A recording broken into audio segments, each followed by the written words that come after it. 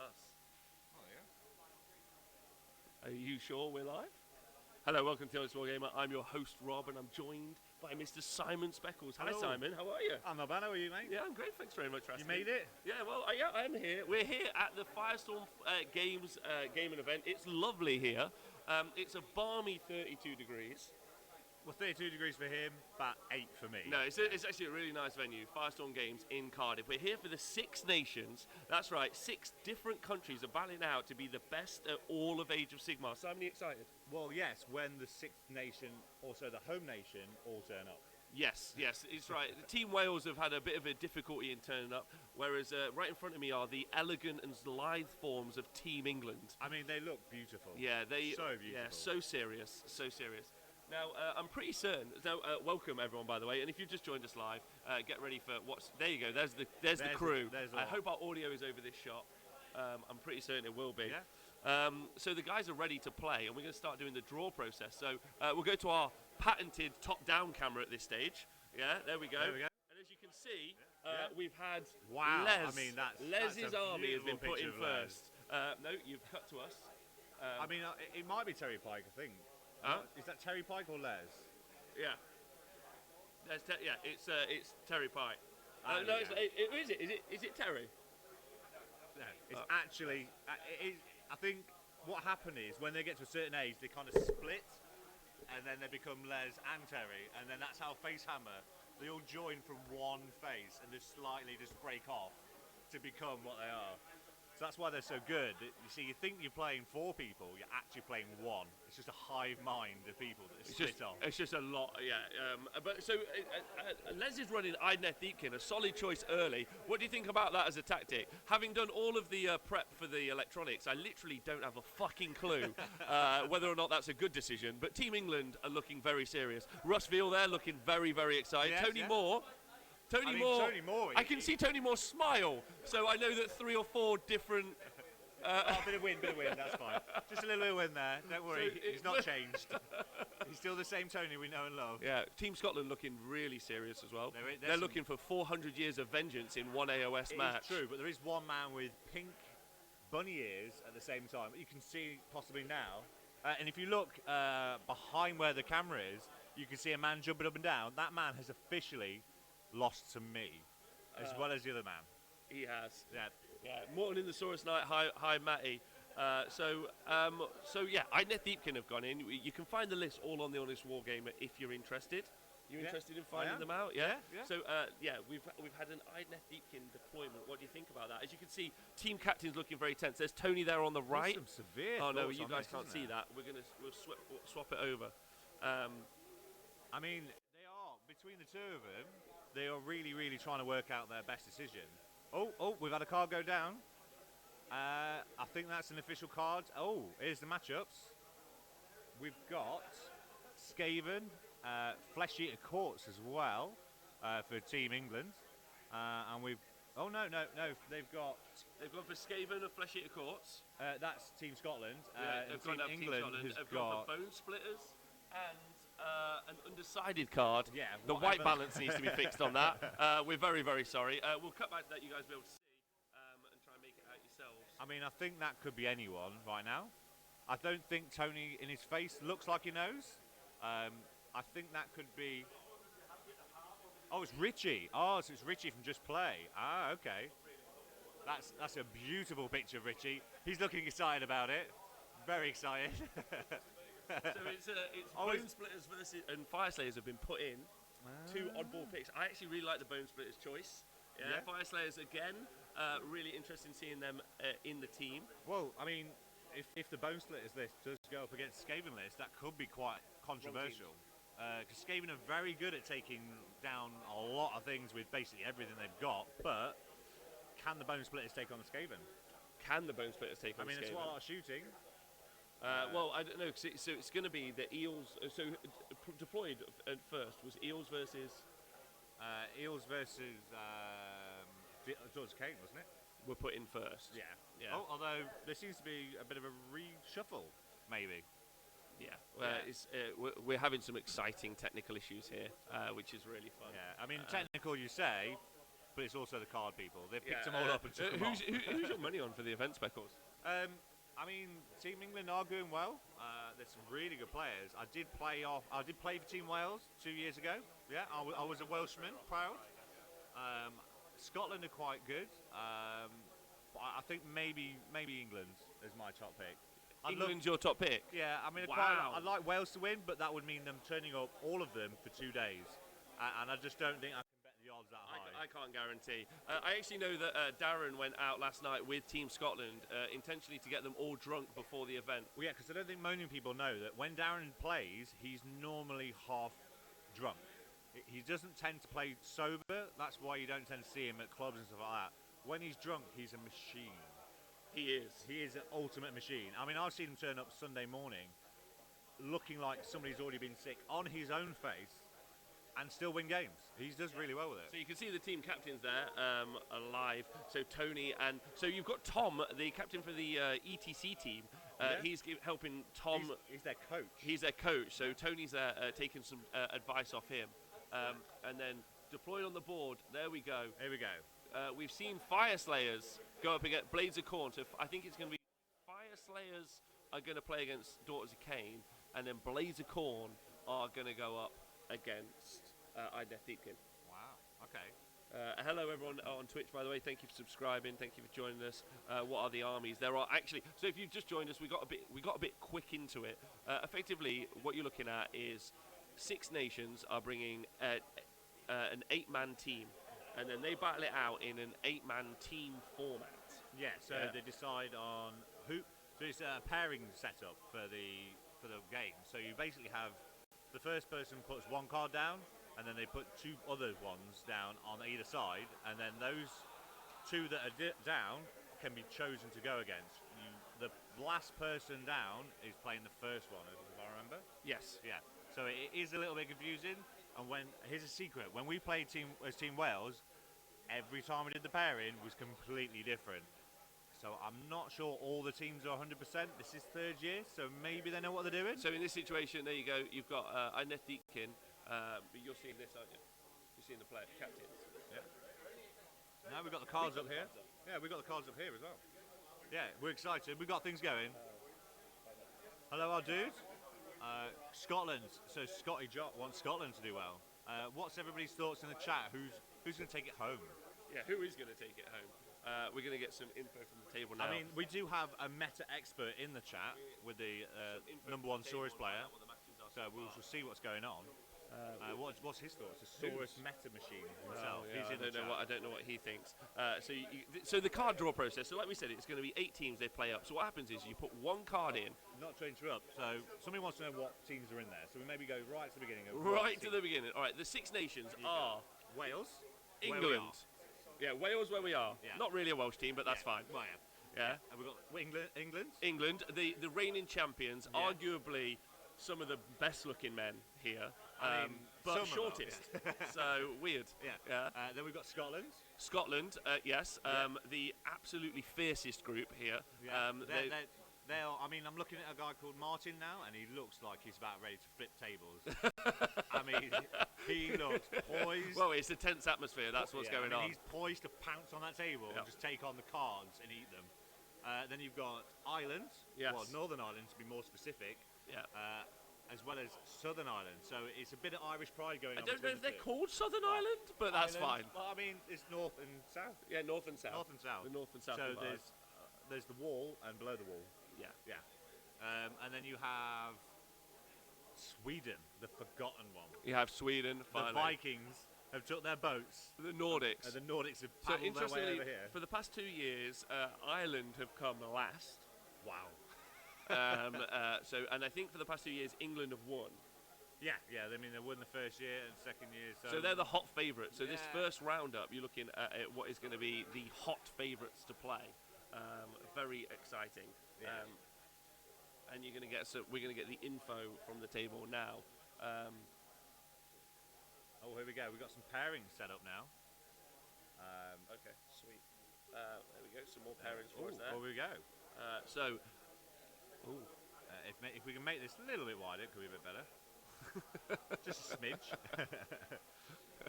So currently you've got. Well, yes, absolutely. Yeah, I think Swedes for the win. that's Hi, great. Papa Bean. This does look exciting. I won't lie to you. It's the first time we've ever tried to do it. I already know that it's definitely a clusterfuck, but thanks for joining us. Well, yes, you say Join that. us for round 2 when we try and do it even better than this time. I mean, I think when we do as good as we can, and then they do as good as we can, because they're not entirely sure themselves on how this works. Because That's true. the pairing system with this has always been roll a dice and see what happens. I mean, they tend to put it in. I just don't think they really realise what's actually going on first round. I think it's more of a, oh yeah, this is how we do it, and then they do it. This is how we do We it. might see more than one variation of how this is done. We might. Yeah, Right. I mean, I generally think all the captains here think they know their way on They're how all to do just this. going to do it in a and they all different do it in a format. different way. Yeah. I do know when I was playing for Team Wales, Mark, who was captain that year, he had about 15 spreadsheets just to do this bit alone. It's tense. Yeah, and every time we went up for it, we just winged it. So it was never exactly how we wanted it. 80 Mac in the chat. 80 Mac, what You've the got fuck is me. going on? That's a great question. I'd love That's to a great know. question. So the guys are putting. They put the same cards down a few times. So I think we've got Sylvaneth to be decided with him. We have the matchups at the top that are just outside. So yeah, I know that John B is going to be playing Les, Lee is going to be playing Richie, Nathan's going to be playing Laurie, and Liam is going to be playing Tony. But unfortunately, without another 17 screens to tell me which armies they're playing, I'm not going to be able to actually. I kind of know, but I also kind of don't know, unfortunately. So you can see there on the screen that Idneth Deepkin will be playing against Whoever that is. Sweet. I think. I mean, it's easier when you can see what the actual pictures of the cards are. Slightly more difficult when we don't know what the pictures are. It's amazing that they've used their pictures from childhood, but yeah, that's really unhelpful. But we the don't guys. know these people from childhood. It's slightly more difficult. Yeah, it is. Rango will sort out the mic. Thank you very much. In a moment. Is it because I'm not close enough? No, it's fine. I'm not doing a Nathan. Yeah. And sitting far Yeah, back. so I'm leaning already. Look, we did tell you earlier on. We did tell you. Thank you. We did tell you earlier on in the week that this is going to be. Join us as we get better and better. By game 5, we're going to have absolutely nailed how we do this. Yeah. But right now, no clue. If we cut to the players, or are you guys looking at the cards? Look at the cards. Well, the matchups have been done. Oh, Darren Watson is playing. Also, it's a Flesh Eater Courts versus Skaven list there going on. Yes. I saw that one. Yes. I will get you the information right now, actually. So Flesh Eater Courts, I had a quick little look as I play those, and I think every single one of them is playing Ghoul Patrol. So highly skilled level of choice there between the lot. Much variation. All the lists are available on the honestwargamer.com. Yeah, I did look at all of them, and yeah, generally all of them are Ghoul Patrol. Darren's taking Skaven, which is a competitive list. I suppose there's always got to be one person. Every team does have a Flesh Eater Courts player, a Skaven player, and a Daughters of Cain player. They do. Which kind of shows why they're in there. They know exactly what's going on. Let me tell you what the draws are going to be, probably. So, John B is playing Les. Now, Les is running Idneth Deepkin, and John B has got... Oh, sorry, flip it over. John B has got... he's got Skaven types. So, what do we think about the matchup? Everyone in the Twitch chat and Simon, what do you think about Skaven versus Idneth? I actually think that's a good pick for the Idneth. It is. It's quite good. Because they can keep the eels off the board. Sorry, I'll get closer. So they can keep the eels off the board, and what Skaven want to do is smash them to pieces before they get any chance to get near them. Yeah. Then you've got Richie, so Fire Slayers versus Lee. Yeah? Lee is on yours. No. Oh yeah, Lee. He's playing Daughters of Cain. Daughters of Cain. Ooh. Yes. So what do we think about that? Fire Slayers versus Daughters of Cain. I mean, interesting choice. The First time out. unmovable ones versus the unmovable unkillable. ones. It's the unstoppable force versus the unmovable object. I think a lot of nothing is going to happen in the no, middle I don't of that think board. so. I don't think so because one of the other factors that we don't have in this information. No, because I don't know what that is there. It's all right. We're just having some technical stuff going on now. We have many computers here. But yeah, I still think. I mean, I've played against Daughters of Cain. I still think they're going to win. They'll take out the Fire Slayers. I have seen a person, Andy Hughes, who's playing Team Wales. He was using them at Bobo Fire Slayers, and they do have an absolute monster of a unit with the Berserkers. But they just don't have the speed or manoeuvrability. Well, let's talk about that later. Let's just let everyone know what the lists are as they happen. So plan 1 is Escalation. Sweet. Plan 2 is Border Wars. Oh no, we'll do that. We'll do it it in conjunction. Thank you very much. Yeah, sorry, just add in a few bits. So yeah, I reckon Daughters will win that versus Fire Slayers, but we'll see. We've got some really interesting stats to do to you later. Do for you later. Next up, you got Nathan versus Laurie. So you do have Daughters of Cain for Team England versus Nathan's. Nathan's Idneth Deepkin. Okay, interesting match. I personally feel the Daughters have got that, but we'll see. Yeah. Next up, you got Tony's Flesh Eater Courts versus Liam's. Liam has using.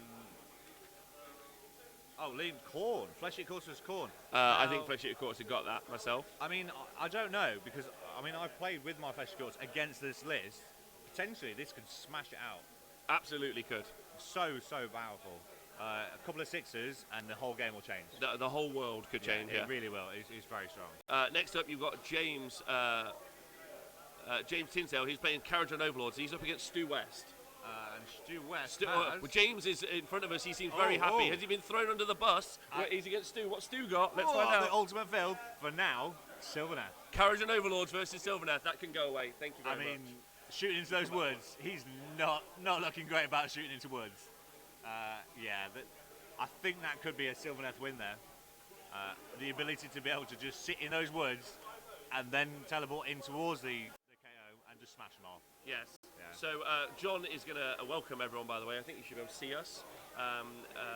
If you are back, we are going to start talking about, now the exciting matchup is done, we're going to start talking about the lists. Okay. We're going to start talking, we're going to be talking about the list, we're going to be talking about what a team event's like. Obviously, we've got here early.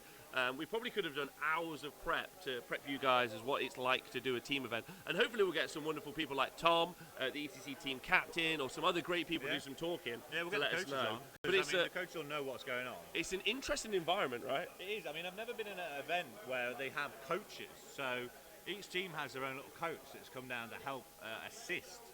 So they're really taking it serious this year. Yes. Really Each serious. team has got a coach. Yeah. Even the Swedes. They don't need a coach. They're just They coaches might have a coach. Hi, Dan, unsupervised, you gorgeous man. Rintra likes the commentary team. What an angel. So we will talk about the matchups. We started off quick, didn't we? We did. It was a little bit of a... Yeah, and we've got flutter. wonderful people like Andy, Donal, John. They're all here. They're going to be bringing you all the hot goss. We're going to run this. We're running this a little bit more casual than we normally do. Yeah. Donal, hello. There we go. Oh, we have pairings here. Oh, estimated score on stats. Okay, all right, perfect. All right, so there's it's going to be tweeted out from AoS 6 Nations, or are we going to tweet it out? So while we obviously did the draw process for Team England versus, I'm going to try and slow us down now. We did the draw process for Team England versus Team Scotland. Okay. Yeah, and Donal, you can move those cameras if you want, just to hear. What was really exciting was there was two other matches happening at the same time.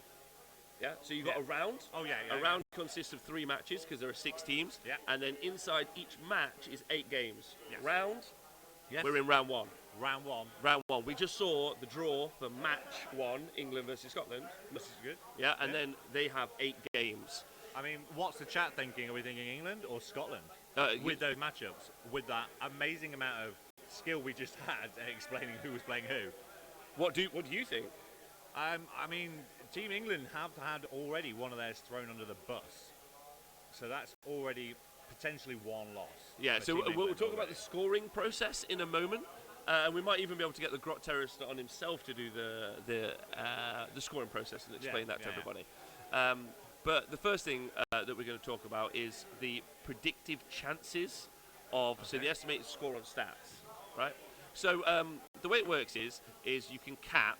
So because 8 teams can play, if all 8 teams win, they'll end up getting too many points. Yeah. So if the same team ends up winning every game for like 3 games, it means by tomorrow, because there's 5 rounds, they can't be caught.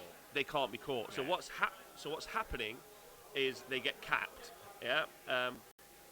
So that would be your uncapped. So that would be your capped score, and you get capped at 80 as a maximum. Yeah, I mean, it also helps though if you know the other team have a list you just can't beat, but you have somewhere else that you know you can just chuck it under the bus and win Gammy. others. Yeah. You can put that one under the bus, which they might have done with the KO versus Sylvanet, to guarantee the wins and everything else. The other player's wins will hit the cap, so they won't have to worry about their loss. Exactly. So it's a very calculated way of doing it. Yeah. If it's done right. Yeah, I mean, it's really just seems smart. to be- yeah. And it means that even Game 5 tomorrow will probably be a decider on whether or not who wins. Yeah. I mean, I think there's going to be some really bonkers stuff going on. I mean, every team has brought the game. Yeah. So during the broadcast, while you guys are watching us, we'll only cover one match. So we'll talk about what happens between Team England and Scotland in this round, and then next round it'll be between two different teams. We'll look at the lists, and we'll get live updates from the table. It's going to be like a talking head piece. Yeah. There's going to be some informative information coming to you guys. By round 5, we'll know what we're doing. Maybe. We'll be fine. Maybe. Maybe Donal will want to come and explain to us exactly how the scoring is done. He can jump in. We're going to run this super casual, Donal. Let's jump in. I don't know. I'm gonna go and talk to John while he does some effort work. You can explain it to me, and then I will try and explain it to Rob after when he tries to remember. Okay. So we have to get really close in now. Get close, Donal. Hey guys, this is so sexy. Am I allowed to say that on? Of course you can. No, hello. Well, you can say it, right. So, Donal, Yeah? scoring. Okay.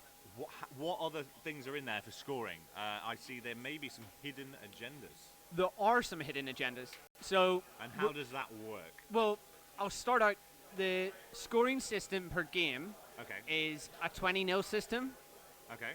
And for that, you get 14 points for a major win, 10 points for a minor, 7 for a draw, and then 4 for a minor loss? That sounds about right. That sounds about right. I mean, I'm going and then with 0 you, for a major loss.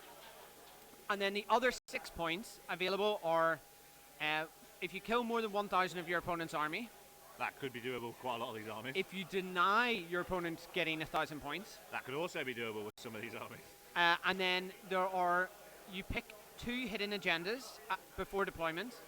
For your team, No, for yourself. for yourself, okay. And your opponent picks 2. If you Okay. score yours, you get 1 point each. Okay. And if you deny your opponent's, you get 1 point each. So if you get your 2 Yeah. and deny their 2, you get a 4 4 points. Okay. So you could have 14 sixes where someone gets a major win, Yeah. but the opponent gets 1,000 kill points, denies 1,000, scores their 2 hidden, denies their opponent's 2 hidden. I mean, that's pretty impressive, to be honest. It does make things a bit more difficult when it comes to scoring, especially in a capped Yeah. scoring. Yeah. It does make it more difficult, but it's to give people something to play for if they're in really tough matchups, because we used to have this back in the day of 8th edition where you could even you go in a bad matchup in the ETC or Six Nations, you can try to score 2 or 3 points, and we haven't had that before in AoS in terms of just trying to get something out of the game. Yeah. So you're not. So if you know you're going into a bad matchup, you can still try and go for some points. And deny their team points. So even if you know you get we've seen earlier, it's Sylvanet versus Caradron. Yes. Which is going to be horrifically hard for the Caradron player. But if they can deny the Sylvanet player specific points, Yeah.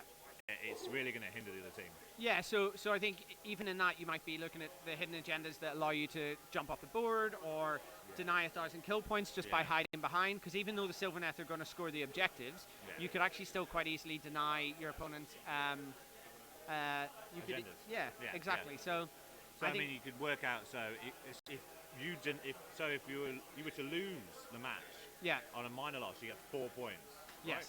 But then if you win both of your agendas and they lose their agendas, that's another 4. So you're going 12 points. It's not bad. 8 points for so it's 8 points. Yeah, so 8 points. And it then still isn't bad. if you killed 1,000 points and denied 1,000 points, then you get another 2. So even though you had a minor loss, it's a 10-10. Yeah, that's impressive. So at least they really there's no easy wins on this. There's no I've won, I get the points, you get nothing. Yeah. So there's 8 games per match.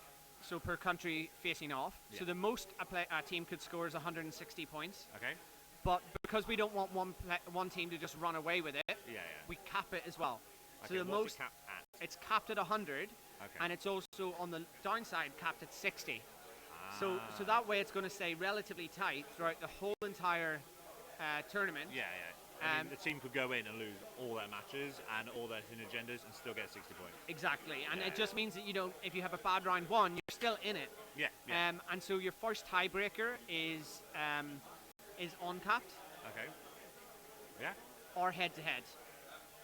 One of mean- the I can't remember my pack.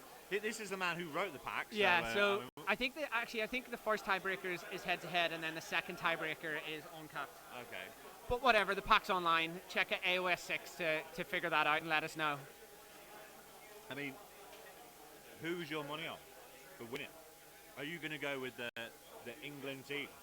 So my heart says Northern Ireland, but it's said that for the last 5 years. And how did they do past couple of times? So we podiumed. I think we came third in the first one, Yeah, I remember that. and we came fourth in the second one. So they're quite. uh, I mean, they're- the potential's They're there. middling. They're middling. Middling. The issue is they don't have a very good Gits player, because I'm here Well, TOing, yeah, and I don't play Gits anymore apparently. So yeah. Well, this is what happens when you play against me and lose. You join the force of death. That's what happens. exactly. But actually the Death Army that I took that I net listed is here. Is it? Yeah. So the person I net listed from has been playing it for Wow. about a year and a half. What do you not want to go with mine? I mean, mine's 6 models. His is 24, and I could make it more zombie grot themed. That's not bad. I Yeah. mean, I'll just go flat 6. Nice and simple. Nice and simple. Exactly. But yeah, so we've got estimated scores on stats. Should I talk about that for a Yeah, bit? go for it. Yeah.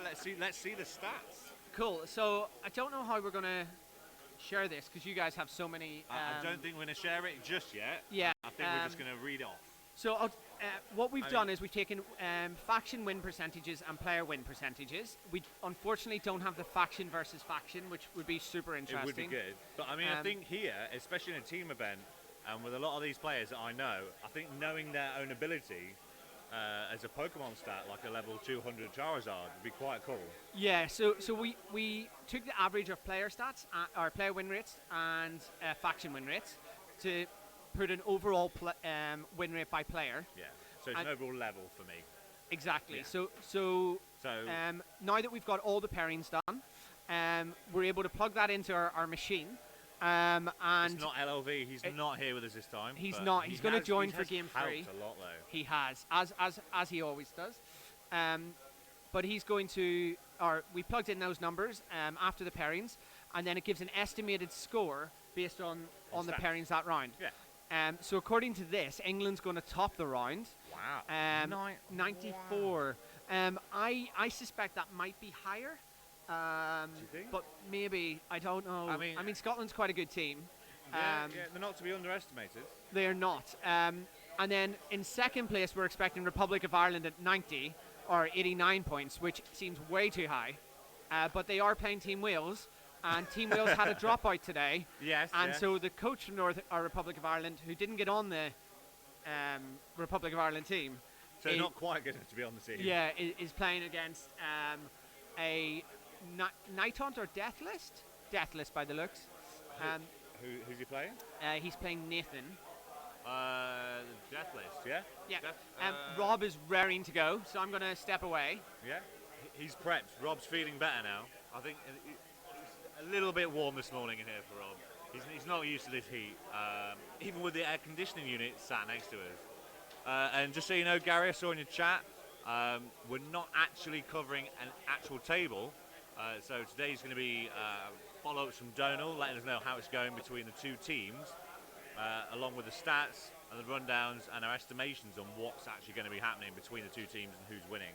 Hey, how you feeling? Oh, just really excited. Really excited. Super Just had a happy now. I just had a quick walk around, and I'm just looking at these guys playing. Like, it's looking fun. We just had a little bit of like a technical. See, what's nice about the live stream is obviously like you guys at home. Thanks to the amazing GoFundMe, like you're like super involved in what we're doing. So we're trying to create this thing. So what we didn't do well last round was we didn't get enough data as the No. draw was happening, No. and we'd done this like super fancy overlay the other day. Did we? Yeah, I mean, we say and we, it means him. and we didn't use any of it because it doesn't. We didn't. It doesn't. It just doesn't work as well as we needed to. So we're just going to use our voice. We're just going to tell you things later on. Visuals. Visuals will be later. Yeah. It's It's early in the morning. Oh no. It's very early in the morning. Look, you guys. I mean, Look. This is going to be. This is going to be fun. This is like a gang hangout. You guys and us together. I We did get prepared. I bought many a pen. many a pen. Many a pen. I don't know if you need it. Right. Look. Let's talk. Oh no, that's a picture of a dog. that's Let's- everyone's favourite dog. Let's talk about the matchups. Okay. We're going to look at the list in a minute, but not yet. They're just being prepared for us. That's the challenge, but we will see them on the screen in a moment. But you can find them on the Honest Wargamer if you need them. Okay. So we're going to slowly go through the matchups of the match between England and Scotland, and we're going to have a chat about whether or not you think who's going to win. Okay. Does that sound okay with you? That sounds good. Sounds good. Yeah. Gitley says no actual AoS. So we will have we have our patent pending GitCam, who will be going around to the tables at some point. But because there are 8 matches happening in 8 games happening in a match simultaneously. And all of them are only basically. So it's like watching. Yeah, it's just a lot. It's a lot to watch. Even, I can't quite describe it at the minute. It's very interesting. Right. So Speckles, we've also got Yes. some really. We've got. I keep saying the word interesting a lot, and I always do that when I'm really nervous. It's because we're not sure. So I only know bits of what he's been saying. I've kind of kept out Well, of how it's been. I'm going to be able to Not do. because I don't want to work. I'm going to be able to do something very cool as well. So we're going to go through Twitch chat, Speckles, and me. Is that the thing from That's last the night? wizard. That's the wizard thing. We have a wizard working So for us. we have a wizard thing. I did find out last night, officially from the machine himself, LOV, that the Earth is not flat. It's round. It's round. So look. So let's go through the process. So Okay. the first army it's Les versus John B, and you've got Ideneth versus Scaventide. Okay. Right. So we're going to do 4 lots of predictions. Okay? We're going to do Speckles' prediction, my prediction, the Twitch chat's prediction, And the stat prediction. and then we're going to do the stat prediction. And the stat prediction is based off, this is really interesting, the win percentage of each player as a competitive player, and also the win percentage of their faction. Not for this round, but next round we'll do this live so you guys can see it as well. So join us for the next round when we do this bit live. So the first off is Les versus Skaven. So in Twitch chat, make sure you let us know who you think. So Skaven versus Ideneth. What do you think, Speckles, and why? I genuinely think it's a difficult one. Skaven are a horrific powerhouse, but Deepkin are as well. I think the shooting will be hindered quite a lot, which is gonna mess Skaven up. But I think Deepkin could win this. You think so? I think Deepkin can do it. I mean, Les is a good player. He has lost to me officially, but he's a really good player with that Deepkin. And I'm not sure how many eels he's running, but. Okay, so do you want to hear some? So Goldbear says Skaven for sure. Vortex is scary. Tomlet says Ideneth. So do you want to see what the stats say before we go on to what I think? Well, I mean, I think before you put it in there, before you cheat, basically, he wants to do the stats, so we go, that's what I thought. So what is your prediction, Rob, before this cheats? Well, so no, my prediction is that the best. I think that the team process, like the draw process, He's trying is- to wiggle his way around. No, this. no. So the most important part about how you do this is the draw process, right? So the bit that we tried to cover at the start is where you put your cards out, you do your and then you try and get the most favourable matchups. Skaven, if you look at their stats, you can go on the Honest Wargamer for the stats. If you look at them, are far and away the most offensive army to play. Easily. And not only is that a stats thing, that's a math. That's an opinion piece from me. Opinion piece from you. Yeah. I think you find it hard to disagree with that. And it has so much choice in there as well. So- It's combat, it's magic, it's shooting, It's powerful. maneuverability. Every kind of thing you need in it, it's got. Yeah.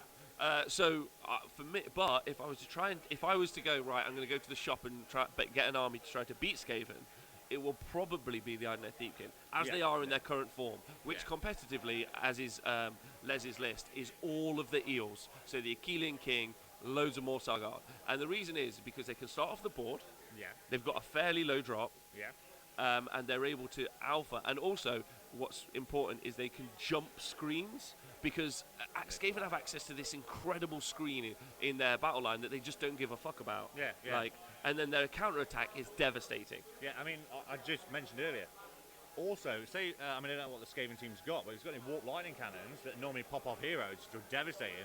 They will not be able to do that. Yeah, so we'll look at the list after and see if that changes our opinion. Yeah, true. Right, I mean, that's on my guess. It's not I guess, flat out guess. So I think Les has got the best opportunity out of everyone in the England team to take it. Yeah. But whether or not he'll capitalise on that, I'm not sure. So I'm gonna go for Les. Oh, so we'll both go for Les. Yeah, yeah. Okay. But I personally think that I think he has the best chance. Yeah. But I think Skaven almost guarantee. You know what? I'll pick Skaven. Okay. Because I'm meant to be like, who will win? It should be Skaven. It should be Skaven. But Les has got an opportunity. I don't know. I generally think it'll be Les. All right. Well, do you want to know what the stats say? Well, I mean, I'd also love to know what match they're playing. Well, when we find out. Yeah. When we find out, that will help as well. Yeah, you'll help out. Yeah. So according to the stats, right, the winner is going to be John B and the Skaven by a 10% margin. So the 10%. stats saying 10% higher for them. Yeah. And where we've generated that stats from, again, it's the faction win percentage plus the player win percentage. And Les is rocking a 59% chance to win, and John B is rocking a 69% chance to win. That's pretty close. No, it's not in stats wise. I mean, 10% is huge. It's a huge variance. Yeah. Maybe if we can just borrow Tom for a second. If Tom could just come here for 1 second. No, he can't. Oh, Yeah, no? Okay, yeah, no. maybe not. No problem. I was going to try and just find out some sneaky thoughts in there. No, right. So next up, round 2. Yeah, battle 2. In this game, game 2 in match 1. Yeah. Perfect. I got there, don't worry. Is we have Fire Slayers versus Daughters of Cain. Fire Slayers versus Daughters of Cain. Lee versus Richie. What does everyone think? Twitch chat and Speckles. 100%. Definitely Daughters of Cain. I mean, I just don't know what Fire Slayers can do. You don't know what they can do? I just don't think they've got anywhere near as the movability. I don't even think they've got. I mean, that one unit is devastating, but I just don't think they're going to do it. You don't think they're going to do it? I think they're too slow. They're going to die, basically. That's it. I mean, that is flat out. I don't think depending on what the army is, I just don't think they can do anything. All right. Well, so Daughters of Cain have had. They used to rock around a 70% win rate, and then they're now only globally down to a 65% win rate. Yeah. Really? Yeah, which is, by the way, bananas. Like what you're looking at. Surely 100%.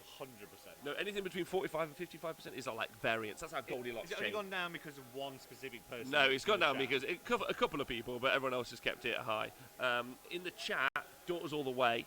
Tomlet says they're both losers. Jason says Daughters of Cain, depending on the mission. 59-69, really close as a prediction, basically. Gloss up. See, the adequate wargamer. Yeah. You're in my head. I thought that Pokemon. Yeah, it is dependent on mission and drop. So yes, we'll bring you more information. We actually start to look at the list. We might be able to have adequate wargamer. Thank you for subscribing. Thank you very much. We can read the list out now, but we'll look at the list on the screen in a bit. Okay. Yeah.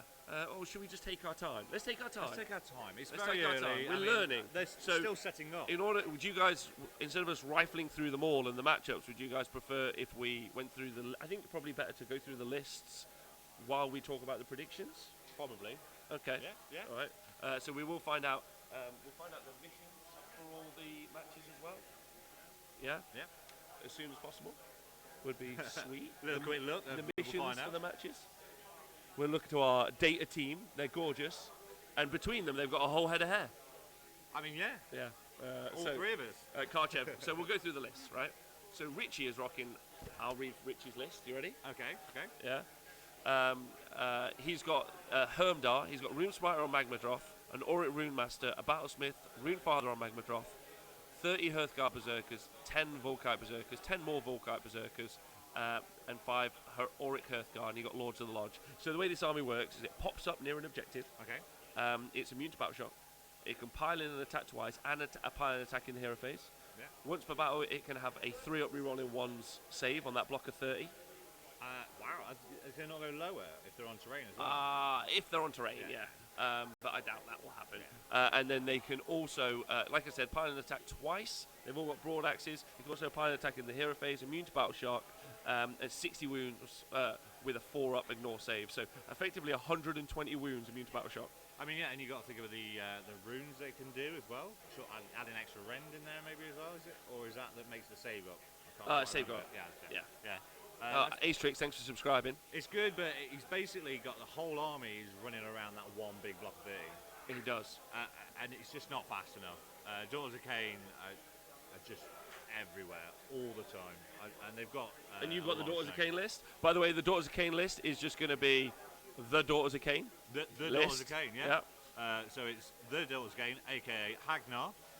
So the leaders, they've got a Slaughter Queen on the Cauldron of Blood. They've got Marathi, which will do masses of impact to those 30 block of Berserkers. As much damage they can kick out, only ever going to do 3. And Marathi will just sit there all day long. Then she's got... That's a great shout. Yeah, that's a great shout. The problem is though, is if they're sat on or between 2 objectives. Yeah, but then, depending on the scenario, it could be 20 points. So we will find out. We will find out the scenario for table 2. And then he's got 2 more Hag Queens, which are my biggest triggers. The Hag Queens. I'm not particularly the. So they're playing Escalation. Escalation. Ooh. Nice. So that's see, it's good for that pop up, but there's only been 1 popping up. The rest have got to march their way all the way across that board. They're just not. I just don't think they're going to get there. Yeah, but true. Daughters are kind of fairly fast, but they need to fight as a block, so they are going to hit that. They're going to. But I think you're right. Yeah, I mean, he's also got 15 Blood Sisters, which are horrific, snaky ladies, and then 2 units of 20 Witch Elves, and another unit of 10 Witch Elves, and 5 Heart Renders. You've also got to remember that there's a tactic in play here, where some of the games they're not looking for the win, they're looking for the draw. And Richie's army probably is one of those armies that they go, do you know what? Like, Daughters of Cain is super offensive and can take a win, whereas Fire Slayers, you probably can go for a couple of secondaries. Right? And go for the hold. Maybe even get a minor win or a minor loss. We were talking about the hidden agenda as well. So you can deny.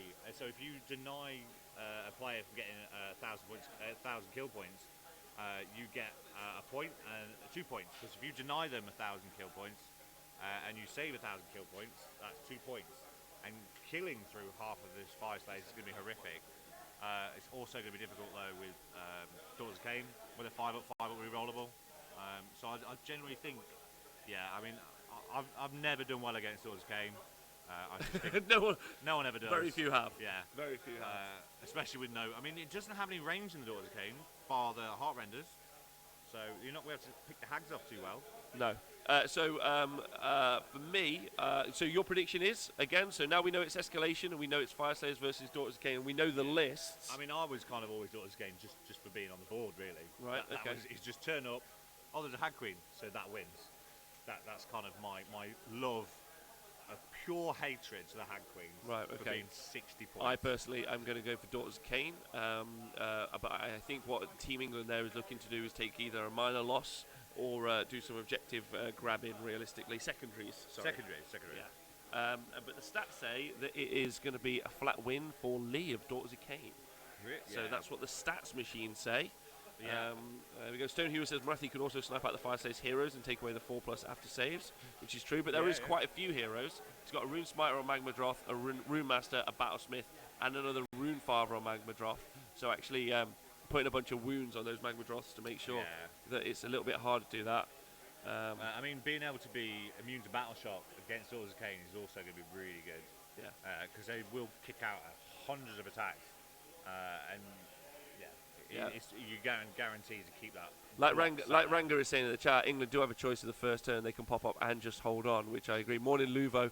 I think it's pretty bad move for the Fire Slayers, says Wandering Rogue. So you guys get talking about how you think that's going to go. Yeah, I mean,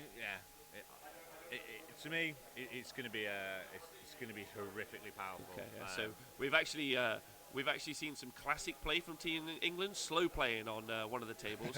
Laurie just taking as much time as he wants in one of the matches. Just wandering around. Yeah. I think he's just sat down. It's a classic Team England move actually at this stage. I mean, I think I might be getting in his head because he's playing quite close to me, and he did lose to me not long ago. He did, yeah, it's true. Yeah, it's true. All right, so next up, and you're 10th in the rankings right now in England.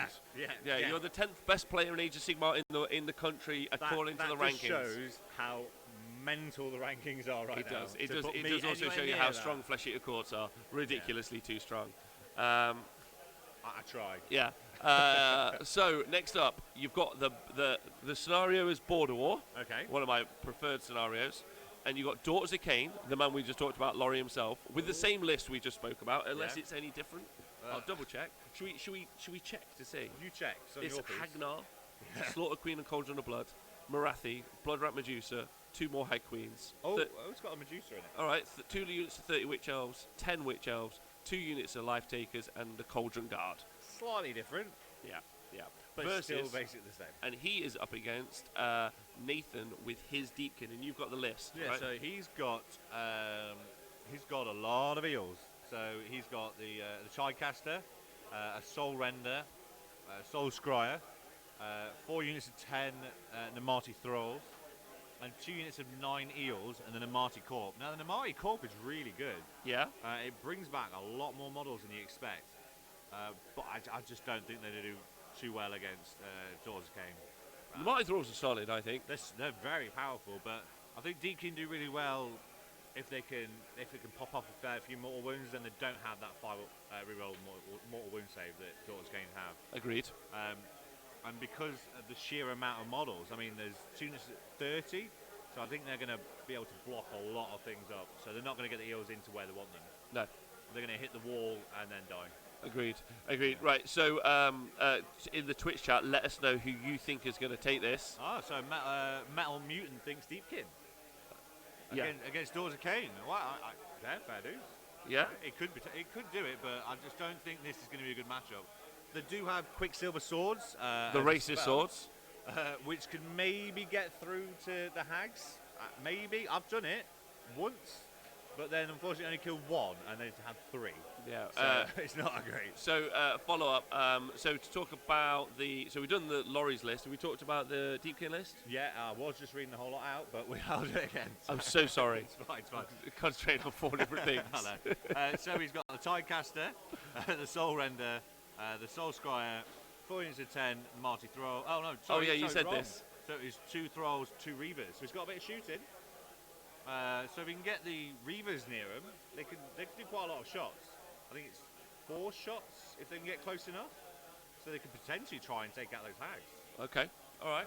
Okay. Maybe. I don't think so, but we'll see. I still think I'll just roll all 6s, but So do you want to know what the stats say as a prediction, or are you making a prediction? I'm going to have to go with Laurie on this one. Oh. Okay, you're going Daughters of Cain. No, I'm going. Oh, yeah, sorry, Daughters of Cain. Yeah. Okay. I just think. I think deep. So we'll talk about the matchup process. I don't think Daughters of Cain versus Deepkin is a It's good matchup Border for War, the isn't Deepkin. it? Yeah. Yeah, I just don't think they've got the survivability to take it all on. No, I think actually England have done quite well in drawing Yeah. in making the Fire Slayers go against the Daughters of Cain. And I also think that the Idoneth versus Skaven is a good matchup for England. So the Yeah. matchup process It's going strong for England. is going strong for England. Yeah. I think, but that's just on paper. Maybe Team Scotland have got something that we don't know. Yeah, we sorted that. Yeah. Thank you. So the stats say What is the stat saying? that actually the stats say that Nathan wins. The stats say that Idoneth win this game, Really? I mean, which is where like the win percentage of the players and the win percentage of the faction come into kind of like odds, especially when we start to see them versus each other. So one of the things we don't have is faction versus faction stats yet. no. So it's going to be as a personal opinion, I think Daughters are in a stronger place here. Yeah. I just think there's a lot of models there that can move a lot. They're just so fast. Yeah. So fast. And how many drops is the Deepkin list? That's going to be the question. 1, 2, 3, 4, 5. 5 drops, I think. A rough guess. I think it's a 5 drop. Yeah. We need to. We should. One of the other things we should find out is the drops of the. Yeah, I mean, it'd be great if it So was many written cool on the list. things we're going to learn for the Unfortunately next not. round. You guys have just joined us for the experimental stage round. Yeah, I mean, Metal Mutant thinks Deepkin needs to hit hard before before Witch Brew. They do, They do, but whether or not they can. but I think the way Laurie will set up is that you'll be able to just hit 1 block of Witches. So it doesn't really matter if he loses half of 1 block. because just one block of witches will take an army out on their own. Agreed. Potentially, though, he could maybe get in there. It depends. I mean, they could mess up deployment because that's huge. Good. Yeah. I don't think he's going to, though. No. Right, so next up, game 4 is again is Border War. Okay.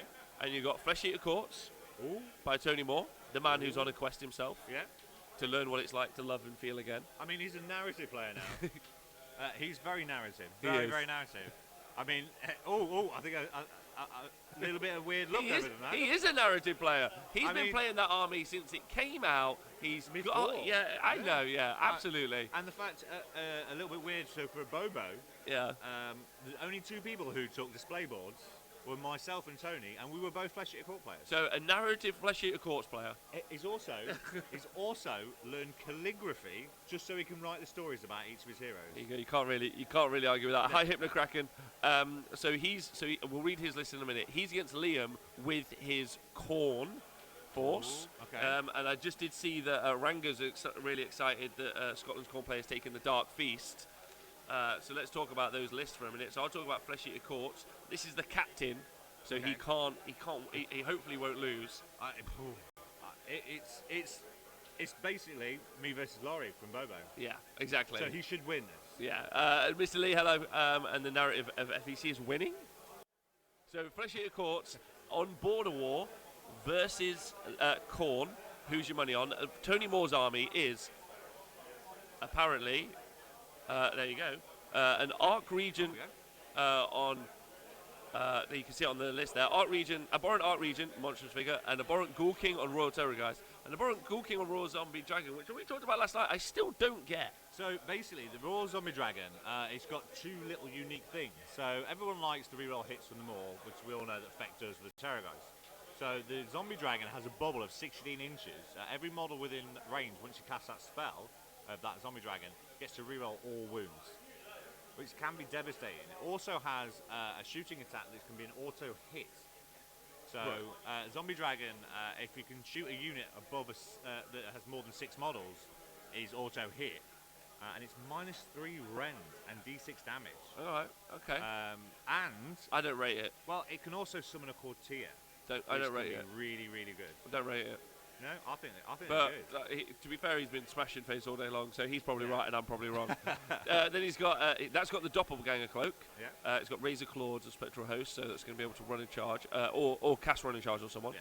He's got the Abhorrent Ghoul King and he's got a Crypt Cast Courtier. He's got 3 lots of 10 Crypt Ghouls and he's got the ever famous Ghoul Patrol. Ever famous. I mean, everybody's going out there trying different things of different variations of Ghoul the Patrol. Ghoul Patrol. Yeah, yeah. It's just what variation of Ghoul Patrol. Yeah, I mean, some maybe have 2 That's the units thing 10 about and a unit 20. that's the thing about a patrol though, Simon. Is you send a patrol out and then you bring a patrol back. Well, yeah, true, but I mean, yeah. So then under spells, he's got Cadaverous Barricade, the Chalice of Yushrun, and he's got the Corpse Mare Speed. So he basically it's got the 3 endless spells that come with Flesh Eater Courts. Yeah. All of which do really solid work. And then he is up against Khorne. Do you want to tell us what's so in the Liam Khorne list? Watson, he's got the Bloodthirsty of Unfettered Fury, and he's got the Crimson Crown. He's got Archeon himself. Archeon himself. Only 600 points still, which is It's just bonkers crazy, what it right? can do now. Then he's got a Bloodscrater, a Bloodstoker, 2 Slaughter Priests, 5 units of Blood Reavers, I'm reading fast, battalion of Dark Feast. He's got a couple of endless spells with the Hexagore Skulls and the Wrath Axe. That Wrath Axe I've played against, that is powerful. Look at Yeah, that. you're rating it. Really good. If he pops that off in the middle of an army, it will do a hell of a lot of damage. So I think, if I remember rightly, it does D3 damage when it crosses you, and you can pick another one. It does D6 damage when it pops up. So Flesh Eater Courts, they do regenerate wounds really well, but they only have the 6-up save against 6-up death save unless they get that spell off. I mean, it's gonna be really obvious having a Gristlegore in every one of these teams. The big question is, big question is whether or not Khorne's a good matchup for Gristlegore. I Now, mean, obviously, when they first came out, everyone was like, well, you're going to be able to pile in 6 inches with Archeon, Yeah. which means that Always Strikes First isn't going to be relevant, No. which is nice. It can run and charge. Khorne, It doesn't even need, it can run, it doesn't need to charge. Khorne have also got a little bit more screen available to them than Flesh-Eater Courts do. Yeah. I mean, I don't see the screen. I mean, well, I've played it. I don't see the screen ever doing too much. 10. No, it's blood not meant root. to. It's just meant to. What it's meant to do is stop those large bases from getting into the other large bases. Yeah, but then they pile in again. Yeah. Yeah. I'm assuming they're using the screen more than one time. Well, just 4 rows. Yeah, behind layers. each other. Yeah, Layers. it's called defense in depth actually. Oh. Yeah, which is cool. So multi-layered protection would be what they're aiming for. I think if I'm right, that'll be. I think it's a 5 drops from the corn list as well. Yeah. And Tony Moore's should be 5 drop as well. I think. I think so. 1, 2, 3, 4. No, because he's in the 5 Gulf drops. Yeah. Yeah, 5 drops. Sculptures. Next time we'll actually just work them out. Yeah, we won't it's just 5 guess. and 5. We won't guess while we're here. Well, no, but I know the flesh equal one's 5. Okay. All right. So, long story short, who do you think is going to win? Flesh-Eater Courts versus Khorne. Twitch chat and Simon. I think it's going to be. If they can get Archeon doing that magic double 6 with the reroll hits. So basically, it allows it to reroll all hits, not all failed hits. So if he gets 1 6, he can reroll all those dice, looking for that extra 6 to just delete a Terrorgeist. Yeah. If you can start deleting those big units, the big dragons, the army will really shut down really, really fast. Yeah. So I think it's a roll of the dice. You think? Yeah, I think. But you have to make a choice. And Twitch chat have to make a choice. I've We gotta all go- have to make a choice. I've got to go with the narrative. And Go what's the with Tony narrative? Moore. Tony Moore's Moore? Yeah, he's full narrative now. Okay, all right. Yeah. Slayer of Kings is wounds not hits. It is Ranga, correct? Yeah. It's on the fight. It's on the wounds. It's on the wounds. It's on the wound roll. Okay, sorry. Oh yes, yeah. So he's still getting the reroll hits to get more wounds through. Yeah. So I personally, so you're going to go for Flesh-Eater Courts, did you say? I'm going with Flesh Eater Courts. Okay, Tony's been playing that list well a long time. He knows its weaknesses and its boss, so I think he's going to play it well. All right. Yeah, Paul Bastion Games in the chat. Hello, fella. Good luck to all the lads. Bring it home. Team Northern Ireland. So excited for those guys. Are they bringing home the wooden spoon? Or? More than likely. Wargamer reckons Khorne. So the stats say that it is going to be a win for. For the value. Yeah, so I am going to go that they reckon it's going to be a win for. I mean, it does say Flesh Eater Courts at 63 and Khorne at 54. So I think it's saying Flesh Eater Courts. I think it's saying Flesh-Eater Courts as well. Yeah. What do I think? Do I think that's a good matchup? I think it's an interesting matchup. I don't necessarily think Khorne want to play Flesh-Eater Courts, but they've got an opportunity to play them, whereas some of the other armies wouldn't have an opportunity to play them. No. I'm going to choose Khorne as a rookie pick. A rookie pick. Like an out-of-the-box pick. I personally think Tony is, more than likely that's going to be a poor pick. I don't know. I mean, I think it's a super swingy thing. Once, if they don't kill those dragons, because that's what Archeon will be going at, it's 600 points with everything else buffing it, and it's out there on its own. Once it's out there on its own, it's done. So I generally think if it doesn't kill the dragons, it's dead. And then and then that'll be game. It will start. It'll just overwhelm him. There's a lot of wounds to go through. Don't get me wrong, but I just think relying all on one instead of. Oh no, there's still a two. bloodthirster in there. Yeah, I mean against Gristlegore Terrorgeist, bloodthirst is it's a mosquito. Okay, all right. In my opinion, it could do a lot of damage if it gets to hit first. Let's see.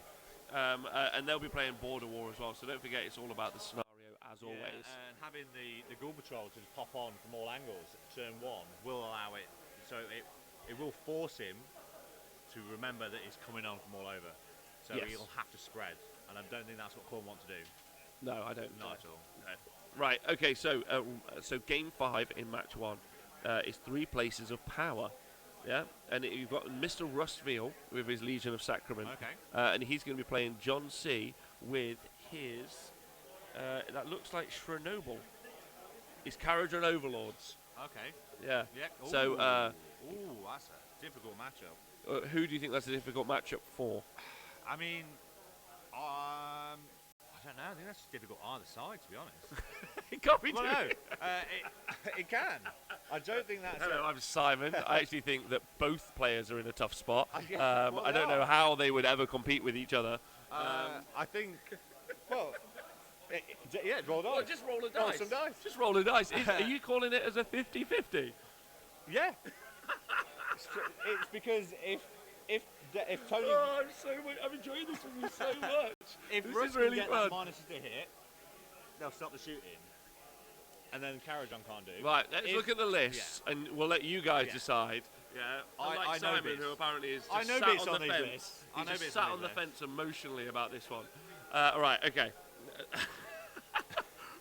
Those are the brave, controversial statements I'm here for, says Tony. They're both screwed. Both screwed. Right, you ready? Yeah.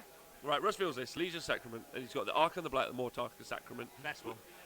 Which is a general with Fane and Vigor, and then the important one for this game, in my opinion, Very is important. Neferata with a Mortarch of Blood.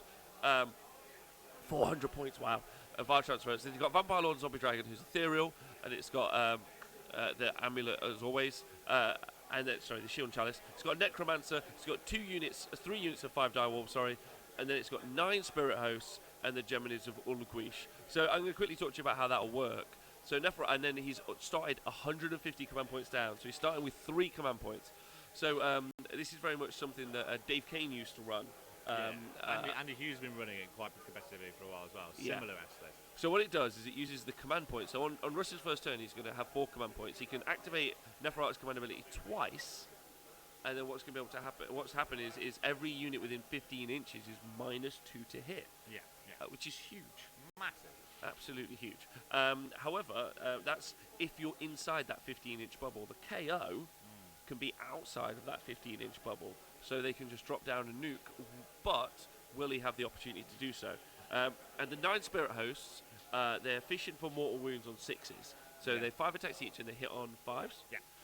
However, they're going to be able to reroll All hits. all the hits. It's as if a death player has told him some of these Yeah. things. So they reroll all their to hits. Yep. Yeah. And they can pilot attack twice. With a Necromancer. Yeah. So I think we worked it out. It's like 108 attacks, Yeah. generating something crazy like 28 mortal wounds from that block. It And of will do course, a lot. if you kill the block, Brings it back. bring the whole block back. Yeah. Yeah. They're 4 wounds each with a 4-up ethereal save. 3 wounds each. 3 wounds each. 3 wounds each with a 4-up ethereal save. So those guys are just safe as houses. Yeah, I mean, after my controversial, they're both screwed. It's 3 places of arcane power, isn't it? So this is, it's going to be a very, very strong match for us, I think. Mr. Sinky, there will be no games on stream. You just get to look at my face. No, and so that there view's face. will be some roving camera of the games with updates how they're going. The Grops cam. Yeah, but there won't be us focusing on one game because there are 8 games happening while one match is taking place. Yeah, so because it's pairings between 8 players, it's too difficult. I think if you watch one match, it could have no impact at all for the team. Yeah. Have you got the factions graphics done on After Effects? Yeah, possibly. So I think Russ is playing. Who's Russ playing?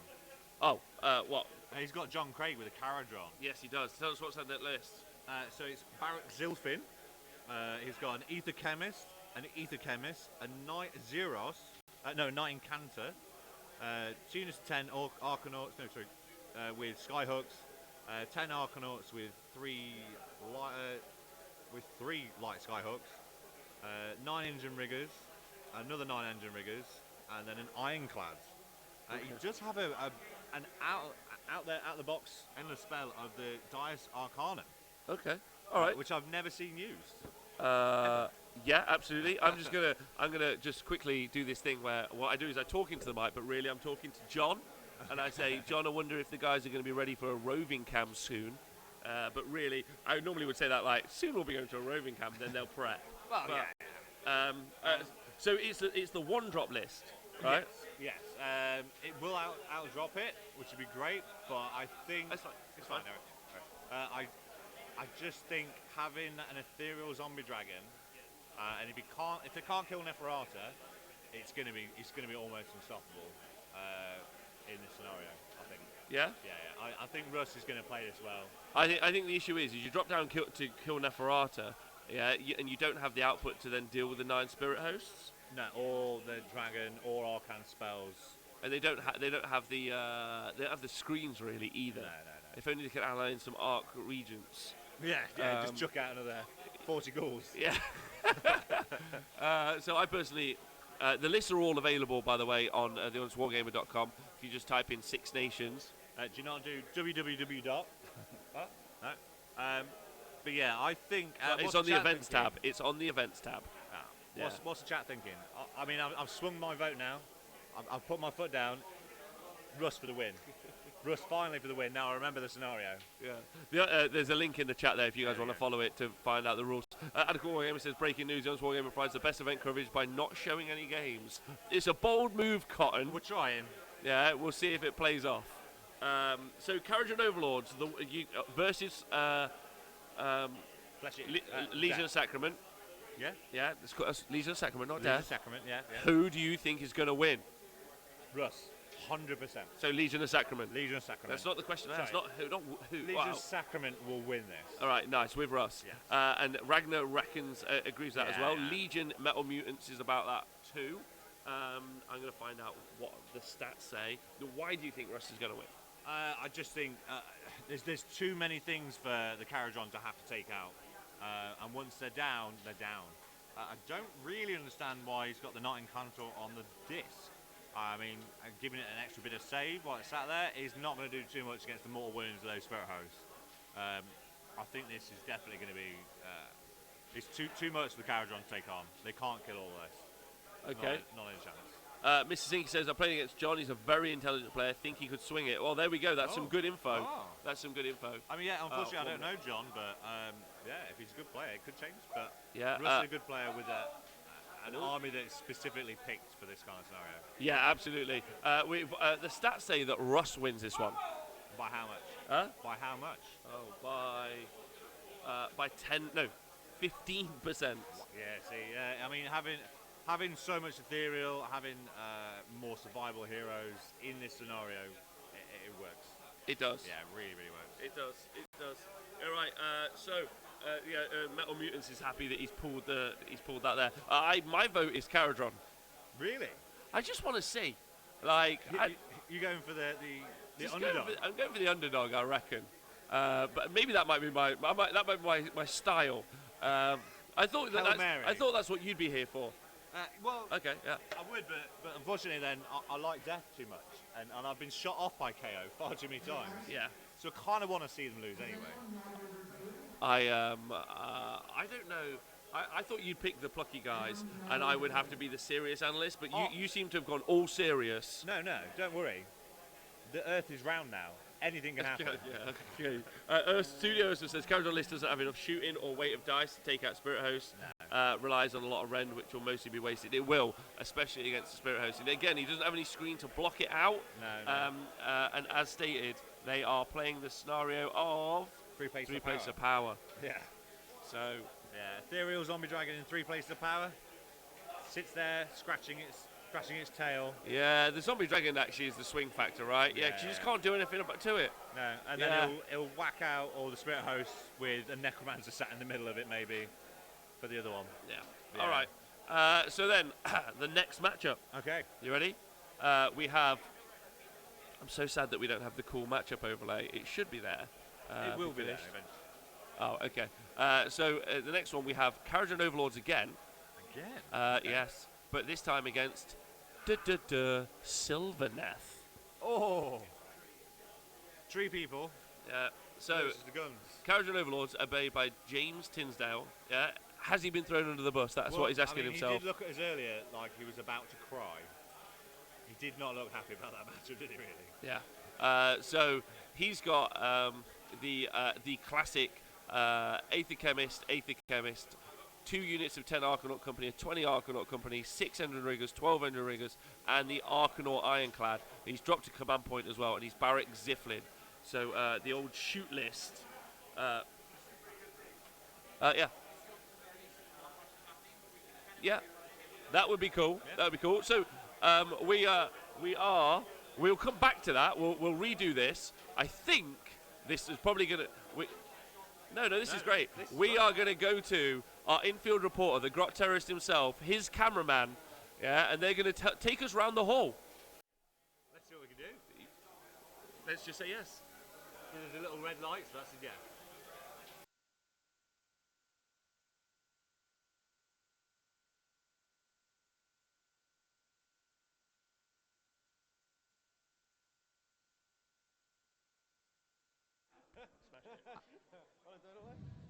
So now the camera's on.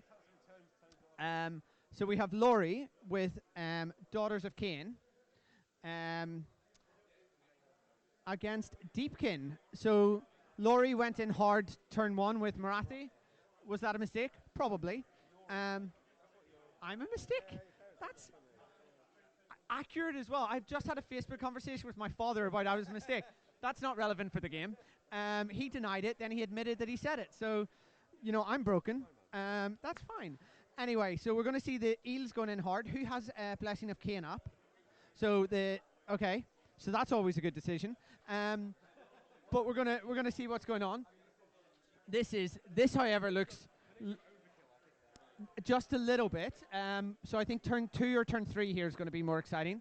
And then we have Mr. Moore against Liam. He's taking his Gristle Gore because that's really fun. And Liam has Archeon because he's amazing. Liam, not Archeon. Can't believe you went with Archeon. What was you thinking? Oh, you copied Mark Wildman's list. Sure. What turn are you on? 2. And it's been quite cagey so far. No one's committed anything, even though the Terrorgeist just kills whatever it wants. Good luck, guys.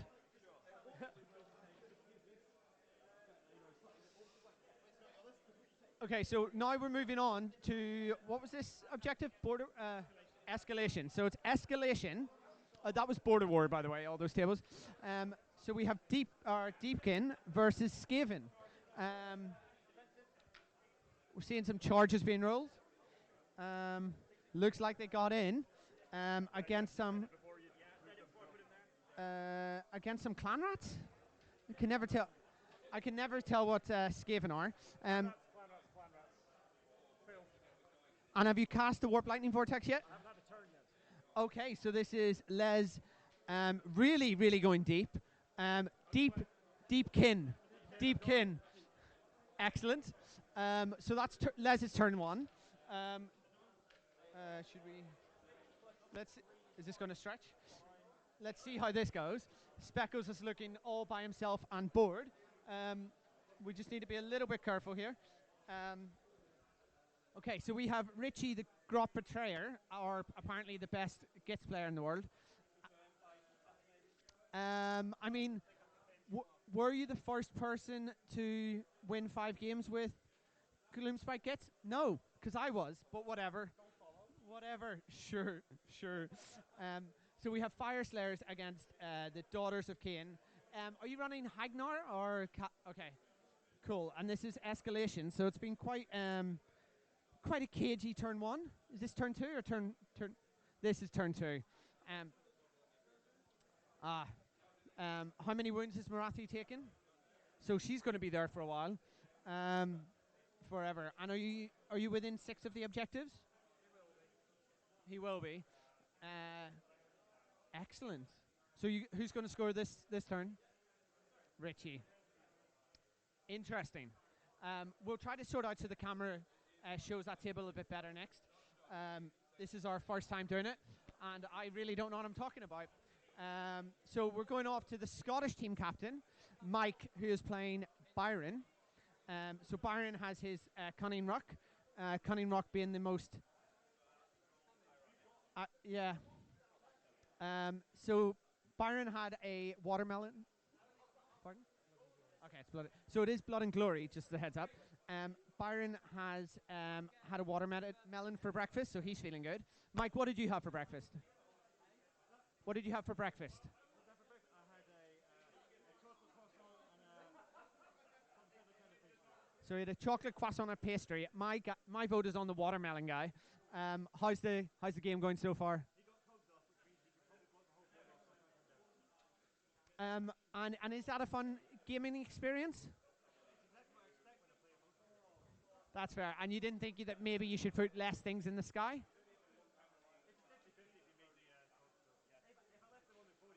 Especially, he was all for the Arcane 2 side as well, so it was even more of a gamble whether I got it or not. Okay. Okay. So that's a tough matchup here. I think Mike is the boss in this case. A hard green. So it's interesting. I mean, maybe he'll get some things down. It's all to play for the rest of the games, though. Over here we have the beautiful JP and Darren. Darren. No, we don't shout. No, not. We don't chant. We don't chant Darren when he runs Skaven. That's the rule. Fuck Darren. Darren, how's your game 1 going? JP didn't get his run and charge off, so fuck feck. That's how my game's going. I mean, And it's he went from a horse smiley to this. Feels bad, man. bad feels over here. It's you're playing a really bad army when we all are rooting for the Feck to win. Well, who are you rooting for here? Feck for sure. Fair, accurate. JP, I wish you the best of luck. Darren, disappointment from everyone who watches the Honest Wargamer.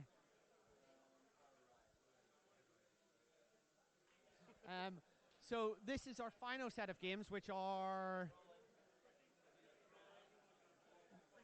3 places. So it's KO against Mr. James Tinsdale. Stu, how's it going so far? I'm just weathering the Caradron shooting phase. The things last a long time, and I've got a lot left on the board. The objectives. You've got the objectives. Yeah, I've got all the objectives. Oh yeah, sorry. I was really confused for a second. I was like, it looks like James is playing Sylvaneth, but he's not. He hasn't scored anything. And I think we're all rooting for Scotland to win because no one wants England to win. So let's hope that continues.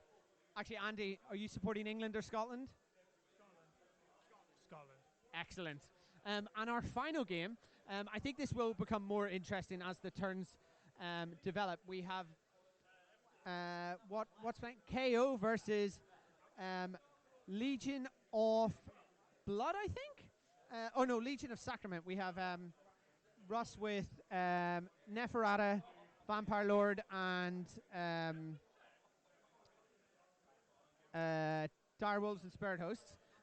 It looks quite cagey so far. How's the game going, guys? Oh, okay. Neferata's dead. I'm going to leave that because I think they're quite intense. Tom, have you spoken yet about how you think the matchups have gone? No. Cool. Only internally. Okay, so how do you think things are going? Pairings didn't go anywhere near as well as we wanted. There was a bit of miscommunication with one of the scenarios where we thought we were playing 3 places of arcane power, but we're actually playing 3 places of normal power. Okay. So the deployment is lengthways rather than diagonal. So what Russ thought was a great matchup isn't as good. I think it's still okay. I think he got a little bit depressed about it, but I think he's all right. In terms of secret missions and things, we've just sort of said to people, look, if you think you're gonna win the game, back yourself to win. Take some hard missions. If you think you're gonna lose, take some of the easier missions, and hopefully it comes back around later on. What I'm not trying to do as coach is dictate how people play their secret missions because there's just too many things to think about. Yeah, I think it's the right decision though because of the cap. It makes sense that if you've got a good matchup, and it's particularly if the round goes well, you don't actually need any secret missions to cap. No, six wins is a cap, near enough. Unless there's some really janky things with secret missions. And who's looking the best for your team? Byron looks like he's auto won. So I can let you know with Byron probably in about 5 minutes. Me and Byron have played a lot of practice games with that list, and his main issue was people who don't deploy on the board because he can't shoot them turn 1. It's really sad, apparently.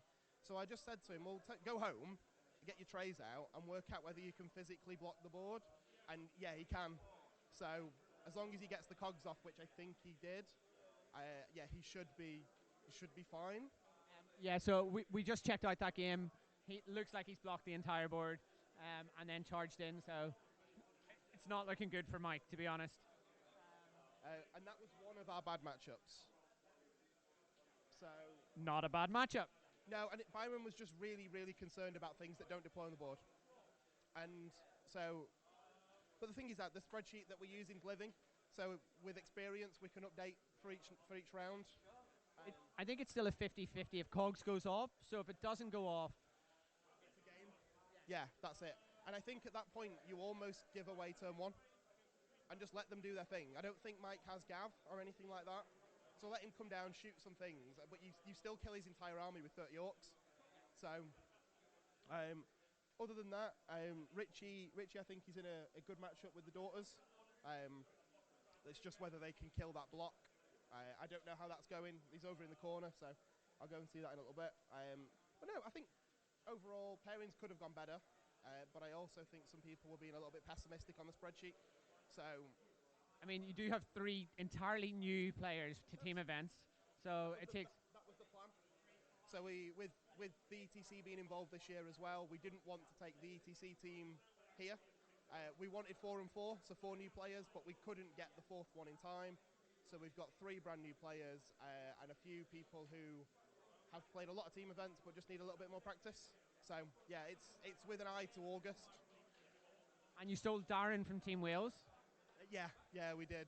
A little bit annoying from Darren's point of view. So he'd already committed to Team Wales. I don't think he expected to be selected for England ETC. And the issue that we have is if he's on Wales for Six Nations, we had one WhatsApp group for lists, so he can't be involved in any list discussions at that point. Not that he would then go give away all of our secrets, but it's a conflict of interest that you want to just try and avoid if you can. Yeah, I think it's tough because even if he's not intending to do it, still skews what he thinks he should bring. Yeah. But then he might not have had to bring Skiven, so... So we sort of got... Darren was playing Darren lists for a bit, so bin bag of war scrolls and see what you can do with it. And we looked at our overall list and we didn't have a Skaven player. And I just think that's just a massive mistake. And unfortunately, everyone else was sort of locked in, so Darren was the person who ended up with the Skaven. But he's still got he's got the bells, he can roll double sixes, get Vermin Lords and shout football, so. Excellent. Tom, thank you very much. We'll come back.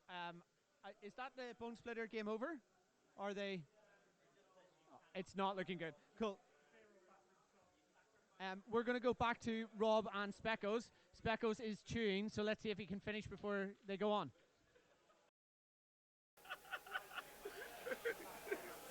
Well, that was good, wasn't it? Oh, that was great. That was Specifically great. designed to put the most amount in my mouth. I got to say, both of those two men are great individuals. I wonder if Donald enjoyed that. Did you enjoy that, Andy?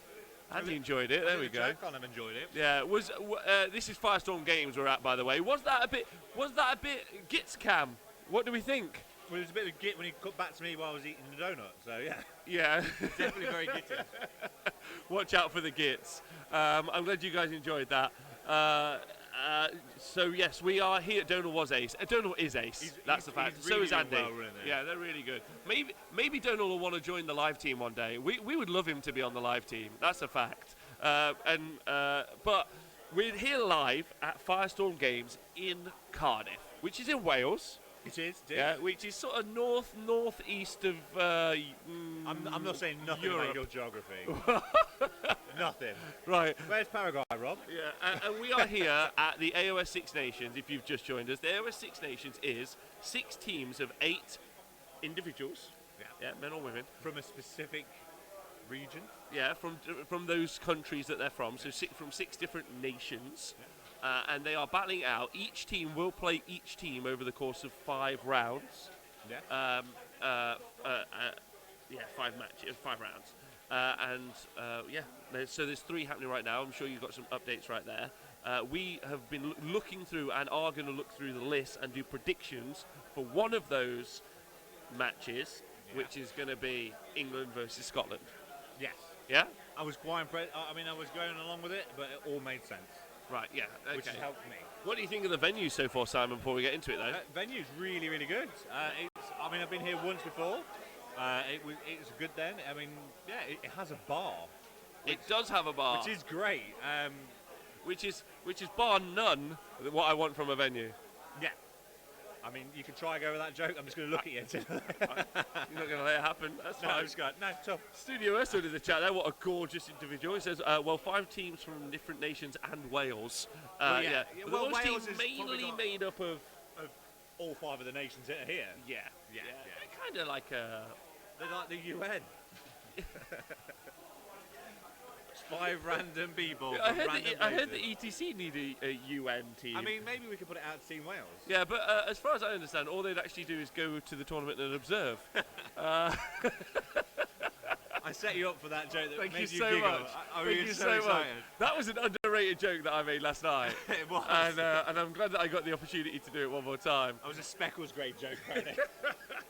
It wasn't even my grade because I thought it was a bit bad. But Right, let's get back on with it. So there's there's Sweden, there's Scotland, there's England, there's Northern Ireland, there's Ireland, there's Wales, and those are the teams. Yes. Those are the nations playing. I'm still waiting for the 7 nations of Team South Africa. where we When will that feature. happens, yeah. But we're actually in Team Zimbabwe, so... Team Zimbabwe then. Okay, I don't know if people know this, but me and Speckles both represent the Zimbabwean national team. Yeah. Yeah. I have their official outfit as Yeah, well. Nathan's head coach, but we don't like to talk about it too much. He's bitchy strong. Oh, we're going to cut away.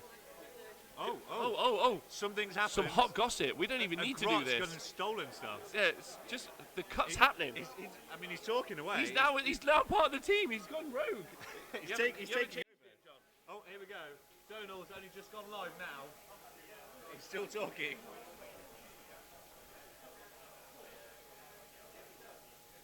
Something's happening.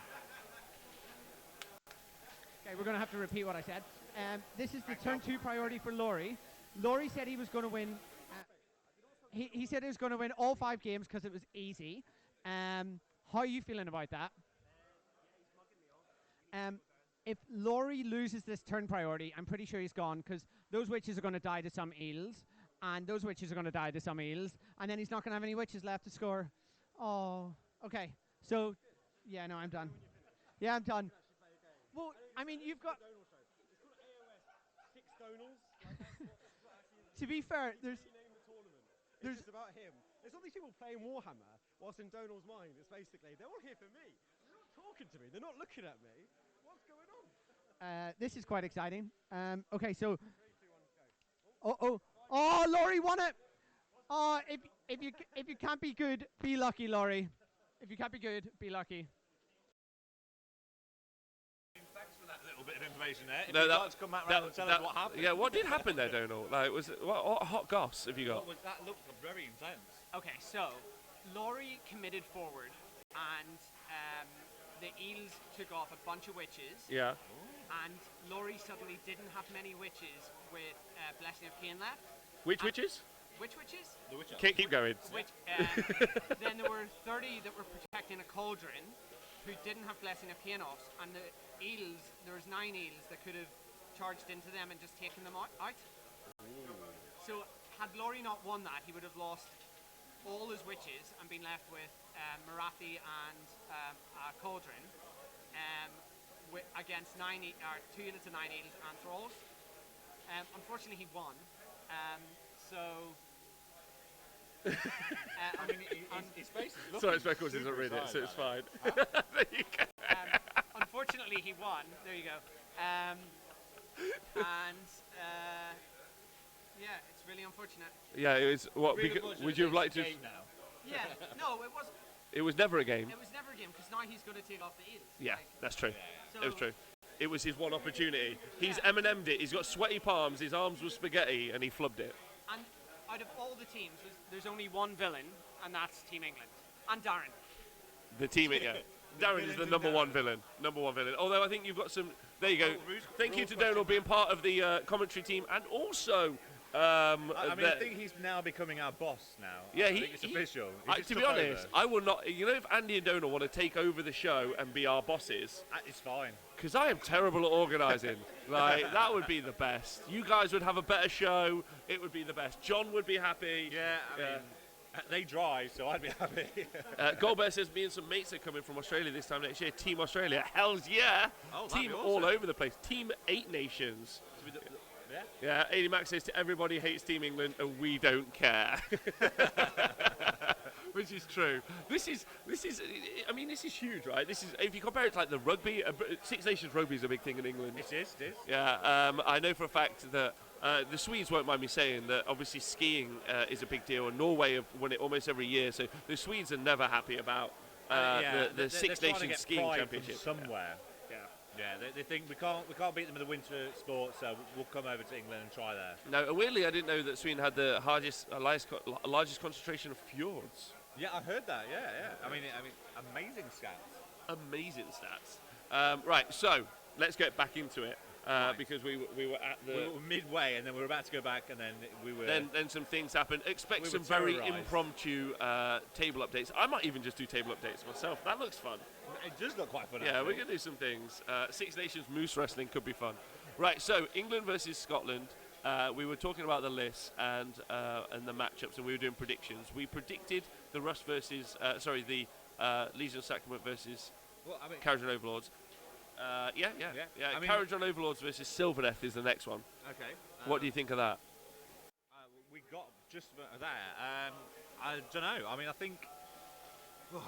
Should we read the list before we make a decision? Yeah, okay. Okay. So it was. It was Stu West with his Sylvaneth, wasn't it? What? Stu West with his Sylvaneth for Scotland. Yeah. Yeah. So he's running Durthu, Branchwraith, Arch Revenant. I've never actually seen the Arch Revenant in play yet. Have yourself? Pardon me? The Arch Revenant. Have you ever seen it being used yet? The Arch Revenant, yeah, he's really good. Is he? Really good, yeah. Yeah. Reroll ones, like, yeah, he's got some really, yeah. He's fast, he's good, he's got good command ability. Yeah. He's got Tunis 30 Dryads, another unit of 10, 6 Colonel Hunters, battalions. He's got the Forest Folk and the Harvest Moon Warngrove, and he's got the Bellwind Vortex and Geminids. Right.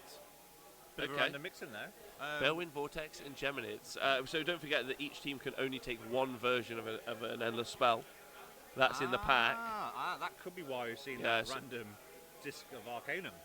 Yeah, but well, no, actually, no, that's quite good. Yeah. It's quite good, yeah. It's just some ability on an Incanter to make sure it is places. Yeah, Could be true. good, especially as, like, so Stormcast aren't overly mobile if you just want to take an Incanter and get onto a place of arcane power. Yeah. Yeah, so it gives them some ability, weirdly. And it's fairly cheap, 40 points. Yeah. Something to look at. So the trees, but most importantly, he's against Carriage on Overlords. Carriage on Overlords, played by Mr. James Tinsdale. Gorgeous man, massive hands. He's got 600 riggers, 1200 riggers, Iron Arcanaut Ironclad, 20 Arcanauts, 2 units, 10 Arcanauts, and 2 Aether-Chemists, Barrack Ziflin. So he's got the drop-down shoot list. But he's got to drop down and shoot against the trees who have the drop against him, because it's old school Sylvaneth. Yeah. They're going to outnumber him. What do you think about that? I just think I don't know how they're going to do it. They're going to outdrop, so the trees will be down. They don't really have much board space, so the trees will be going pretty much wherever they want, because I'm presuming most of the army is going to be in that Ironclad for the carriage on. So they're not going to take up much of the board, which is going to allow the Sylvaneth player to just put anything anywhere he wants, really, turn one, and then sit in it. Just sit in it. Sit in the wood. Just sit in it. So he's running the Harvest Moon, right? Yes. Yeah, Harvest Moon and the Forest Folk. Yeah, I think a tough matchup for Carriage on Overlords Yeah, there really tough. at Sylvaneth, and I do think I personally think that they're always going to have a hard time. So Twitch chat, who are you rooting for? Carriage on Overlords or Sylvaneth? Who do you think is going to take it? Speckles, who do you think is going to take it? I mean, what's the match? What they're playing? That could be a big thing. Oh, absolutely, Yeah. no problem. Yeah, you're right. Sorry, they will be playing 3 places of power, not 3 places of arcane power. Okay. Hold on. Importantly, Leka, that's why I miss him already. Gorgeous man, terribly bald head. he says, what guns do the Kharadron Overlords have? So you've got 2 athematic volley guns and 2 drill cannons. 2 drill cannons on the unit of 6, and then 4 drill cannons and 4 volley guns on the unit of 12. And of course they fly, so they obviously will be able to see over the Sylvaneth Wildwoods to shoot at stuff. Yeah. So they'll be able to do some good work there. And of course, obviously the Ironclad also flies as well, so he'll also be able to shoot. What do you think are the chances? Not bad. I still think Sylvaneth have the advantage on this one. Yeah. Genuinely, yeah. Those Dryads, I mean, they're -1 to hit anyway, and they're when they're out of the woods, let alone in the woods. Okay. Is that shooting or combat -1 to hit? The Dryads? -1 to hit in combat? I don't know. It was always. I don't have shooting in any of my lists, so I don't know if to worry about that. I don't think I've ever made. I think it's only in combat. I don't think I've ever made the -1 to hit from shooting in my world. Yeah. I don't know. I think it's going to be hard for KO. Yeah. Personally. Yeah. Just not being able to get on everywhere. They're not going to have any ball control. Okay. So yeah, as Gary has done in the chat there, Wandering Rogue, if we bring up the overlay again, thanks Raker. The thing, as we had before, you can make your bets on who you think is going to win. Whew, it's a lot to take into that. It's a lot. It's a lot. Right. The next matchup is. So I'm going to go for. I don't rate Harvest Moon. I'm going to go for You're a Kharadron. shooty I'm going to go for person. Kharadron. I think you're more shooting.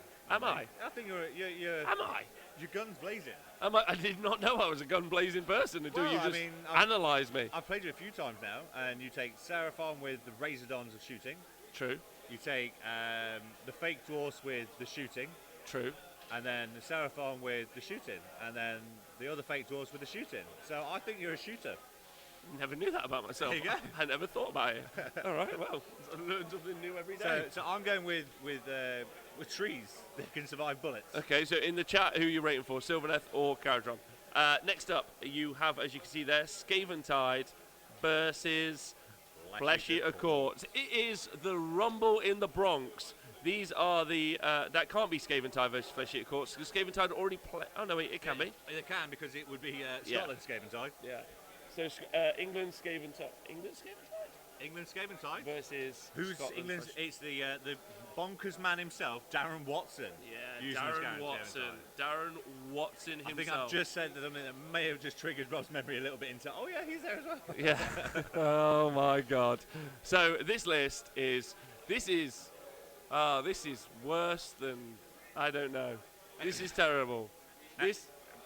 There's nothing you can say about it.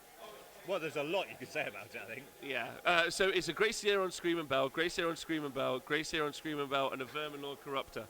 It's 40 clan rats, 20 clan rats, 20 clan rats, and I know what you're thinking. Surely that's all that he can afford. Wrong. No. He's got two units of 40 Plague Monks who are only 240 fucking points.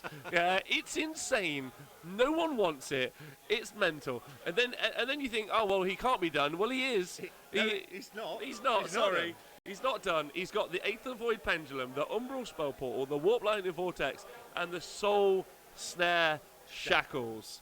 It's just grim. So he rolls the Screaming Bell each time, so he can make mortal wounds happen within 26 inches, summon Vermin Lords, make stuff. From what I heard earlier, he's trying to get 3 Vermin Lords in the same turn. Yeah. All at the same time. It's just gross. Sini says Rats vs Ghouls is definitely Rumble in the Bronx. That would be a cool. That would be cool. Yeah, that would be a cool. I mean, if it was all clan rats versus all ghouls, I would watch that on Netflix. Someone write the script. Rats vs Ghouls. Yeah. Isn't that not the Teenage Mutant Ninja Turtles? Splinter versus Shredder? No, because they're turtles. No, Shredder's not, and Splinter isn't. Splinter's a rat, but then who are the ghouls? Shredder. Are you calling April O'Neil a ghoul, you Philistine? She is a wonderful woman with a heart of gold. She was a hot cartoon as well, so we're all right on that one. Let's move on from this conversation. Let's move on. So, a offensive list. Darren's list has got to be the list that you put up against pretty much everyone to just bully them. Yeah, smash them out. Rhaegar has apparently the shop has offered to bring in as many Vermin Lords as possible. We do have a question for how many Vermin Lords Darren happens to have in his box with him, just in case.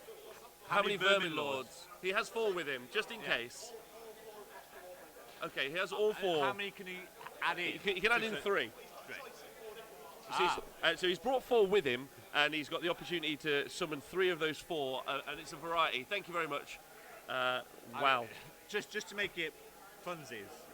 Because you want a bit of fun in a list like that. Yeah. Which one of these 4 am I going to pick? What am I going to take? Thank you so much. What's going to do the most amount of damage? So what's he against? He's against JP with the Flesh Eater Corpse. JP Gallis himself. Yeah, it's him. Oh That's my him. god, so excited. And he's taken the Grand Host of Gristlegore. Can the chat guess the battalion? I can't. I mean, is it some sort of patrolling ghouls? I think it may be. That's right, that's Ghoul Patrol. Flipping hell. He just had a bit of a random thing though. He's gone in with a corpse cart with the Unholy Lodestone, which is cool. He's got 3 units of ghouls. The same as every other Flesh Eater Cult list here. He's got the Crypt Guy's Courtier. Hey Adam. He's got a Royal Zombie Dragon. Again, gone with a Zombie Dragon. That seems to be the thing. Yeah. Everyone seems to do it, and I understand why, but I want them to take. I want them to take the Ghoul King on Terror Guy so he gets nerfed into oblivion. I've been playing those for a long time now, and I've been tanking that stat specifically to keep that Terror Guy sweet. I don't appreciate you. I mean, I'm trying, and it's still doing well, but I don't appreciate you. Right, what's next? then he's got your favourite, the Ghoul King on Terror Guys. Ooh. Oh, just say the Ghoul King, the Royal Zombie Dragon has Doppelganger Cloak. Obviously. Yeah. So exactly like Tony's list. Yeah. I think this is very. Yeah. Don't think there's much difference. Read it out. Is there an Abhorrent Ghoul King? Yes. Is there a Crypt Gas Courtier? Yes. Is there 3 units of 10 Crypt Ghouls? Yes. Is there Ghoul Patrol? Yes. Is there Endless Spells? Yes. Cadaverous Barricade? Oh, so close. No, just the Chalice and Corpse Mare? Yeah, just the Chalice. Just the Chalice. But then he's got the Corpse Carts. Ow, a Corpse Cart. Corpse Cart. Okay, well that's a very interesting choice. Do you want to tell us what the Corpse Cart does, Simon? So there is 2 versions of the Corpse Cart, and if I'm thinking right, you get the Holy Lodestone and the Unholy Lodestone. I'm not quite sure on the wording on it, but the Unholy Lodestone is -1 to cast within range of it. So I'll try and do something to the Great Assist casting. I mean, I don't know what -1 against 3 dice is going to do, but it's going to try. Anything to that's why even move +2 to charge, for instance, +2 move. They're actually massive stats when it comes to the ability to pull something off. Yeah, I mean, it'll try. He's got the Archregent as well and a normal Ghoul King. But it does, as one of the rogues say in the chat, they're also going to give the +2 cast. No, so you get 2 versions. One version allows plus to cast, one version allows to minus to cast. I think if my memory is running as best as it possibly can, I think the Unholy one is minus. Okay. I could be wrong, so I'm sure. Unholy Lodestone. All right, well, we'll double check on that. Yeah. Unless +1's cast would be good for Faye. Oh, so there we go. He has got the +2 to cast. He's taken. Okay.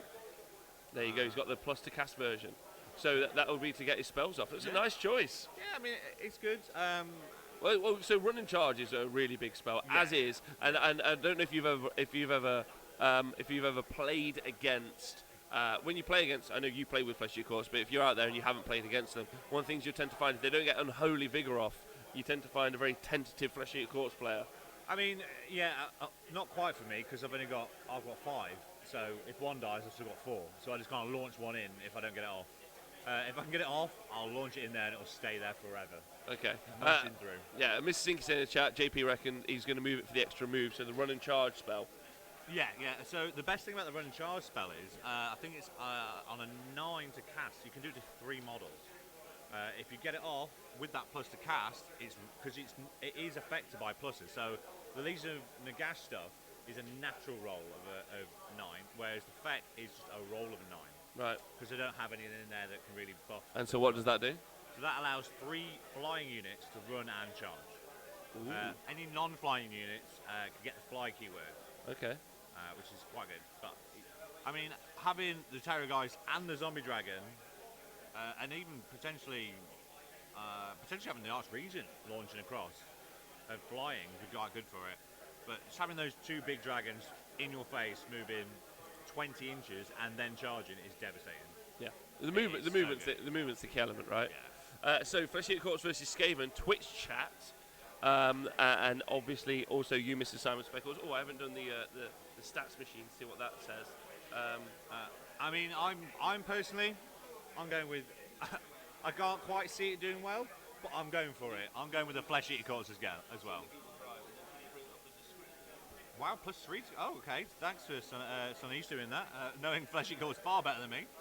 But yeah, +3 to cast. So that is going to allow him to really get across there quick. Don't listen to the chat. They'll Right. try because sometimes they lie to us on troll me. purpose. It could be. Yeah. Well, this is your first time, It's isn't my it? first time. I've never. How's actually Simon played- doing? You're doing How am great, I doing? Simon. Yeah. You're here. I'm That's just great. chatting away while you're working out stuff. I'm just keep Yeah, chatting. you're doing wonderful. Oh. Okay, all right, sweet. we So got in a a couple of minutes, we have a big priority roll coming from table. Wow. So the KO versus Sylvaneth game that we just spoke about a minute ago, 5 minutes ago. There's a big priority roll coming up. We'll go to that in a couple of minutes. So big that's priority very roll. exciting. Big priority roll's happening. So next up in the final game, Bone Splitters versus Stormcast. So Mr. Ben Savers list being piloted by Mr. Byron Ord against Stormcast Eternals, the Shootcast list.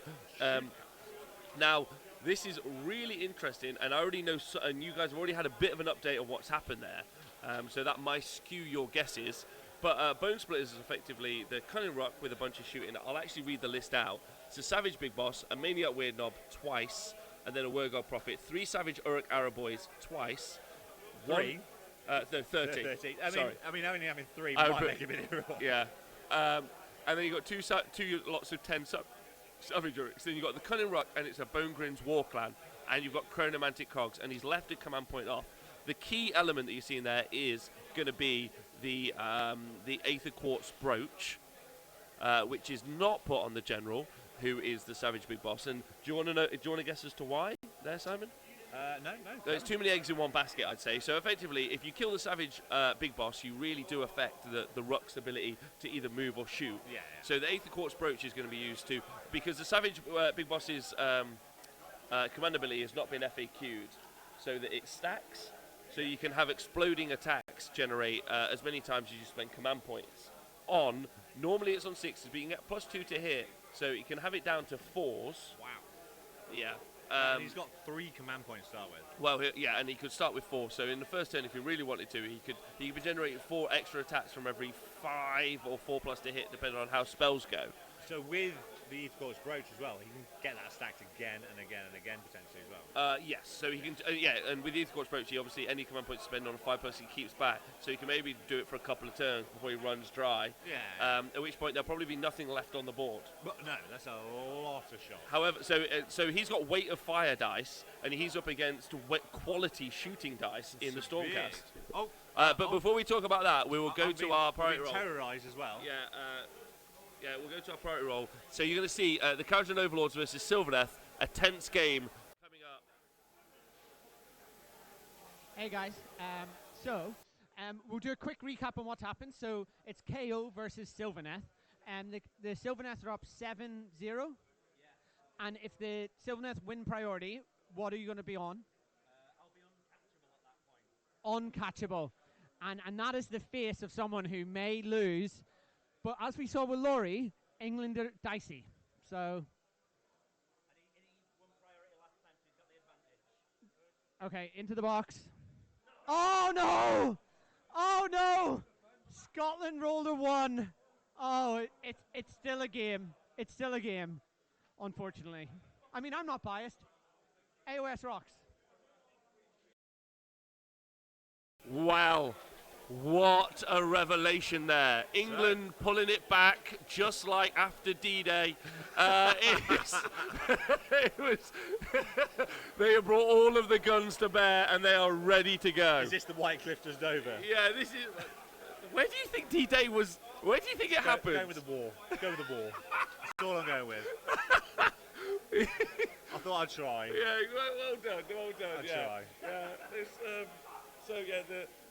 the team captain for Scotland there looking a little bit like, no, sorry, the coach Coach, I can just see sweat pouring off him now. Mandolly's saying the miracles of technology, watching Priority Roll live from the other side of the planet. I'm glad you're enjoying it, Mandolly's. I'm glad you guys are all enjoying the Gits cam, piloted there by the wonderful Andy.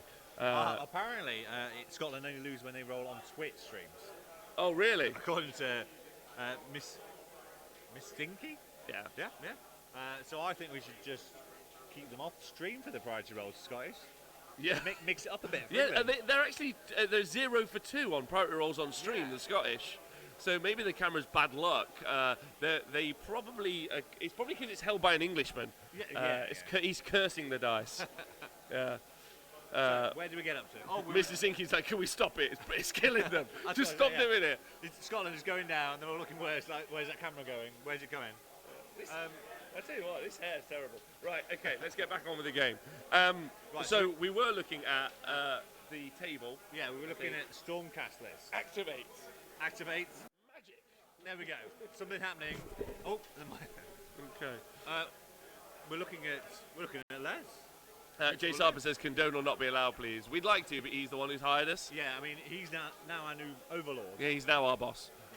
So congratulations to Donal. Here's the other leg. Yeah, so bonus splitters versus Stormcast. We talked about the bonus splitters list. Let's talk about the Stormcast list. So, the Stormcast list with Mike. He has the Anvils of the Helden Hammer. He's got a Lord Arcanum, a Knight of Zeros, a Lord Relictor, a Knight on Herald, a bit of tooting there. 10 Secretors, 5 Secretors, 5 Secretors, 10 Evocators, 9 Vanguard Raptors with the long strike crossbows. Yes. Really important to this list. And the 3 Ether Wings. So those Raptors are devastating. They can do some really good shooting. Well, they can, apart from. Here we go. So the Ruck outdropped the Stormcast army. Okay. The Raptors were kept off the board. Oh dear. Yes, the Ruck then got off cogs. Okay. Yeah, ran forward, and we're pretty certain, as of an update, that the Raptors have got almost nowhere to come down on the board. Oh dear.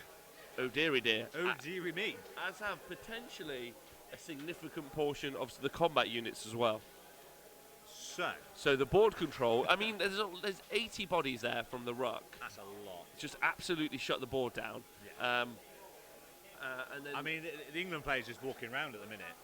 He's not even at the table. I think he's just walking past the stream as he is on his phone. I think he knows what he's doing. Yeah, I'm pretty certain he knows that he's beyond. Now, one of the things that's really interesting about the team event and the matchups, which is why we're talking about it, because covering all the games you can't see. If John takes the team composition overlay off but keeps the camera up for a second, what you'll see is obviously that there are matches happening all over, but some of the matches are slowed down a little bit by their coaches, so you can see Tom there on his phone in front. So Tom, who's just there at the bottom right hand corner. He's just psyching out the other team. I think it's psychological warfare. Yeah, but most importantly, what he's doing is they're slowing the games down a bit, and they're like, okay, just hold on, make sure we want to win, because we want to win all of our games, obviously, in cap. But they just playing for time in some cases. Playing for time. Yeah, not in a slow play way. Okay. In a just making the most of the time. Yeah, like okay, look, you're probably going to. to.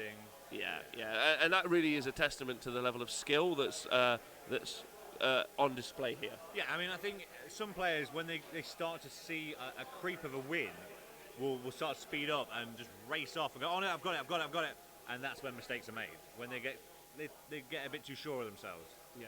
So sometimes they just step back, take a second. But it's also making sure they get the secondaries. Yeah. So it's not all about just smashing things off. No, not at all. Not at all. Can we get the factions? We're getting some stuffs. Yeah, we're getting those back up. So that's all of the lists for Team Scotland versus Team England. Yeah. So now we're going to go into what I think what we're going to call this is the update phase. You mean the bit that we've had already? Yeah. Well, it's bold covering a team event, Cotton. I'm not 100% with a pretty small crew of three. Of three. So we're not even enough of us to stand at a table each. We couldn't physically do it on our own. Oh, okay, yeah, right. Let's do this. Let's do this one. Let's do this. Right, everyone, get ready for this. So you're going to see some amazing stuff. So at the bottom, John is going to click the pairing template button. Woohoo! Here we go. This is our stats machine. This is our stats machine. This is actually looking at an LLV. Yeah, so this is What he in looks like process. in real life. So you guys can see there that you can input the number and you can see their overall win percentage and then the predicted, on the right-hand side, the predicted chance that they're going to win. I think John is going to fill in the rest of the columns as we go, which would be nice for us. There's actually a key at the bottom that as you scroll down you'll see.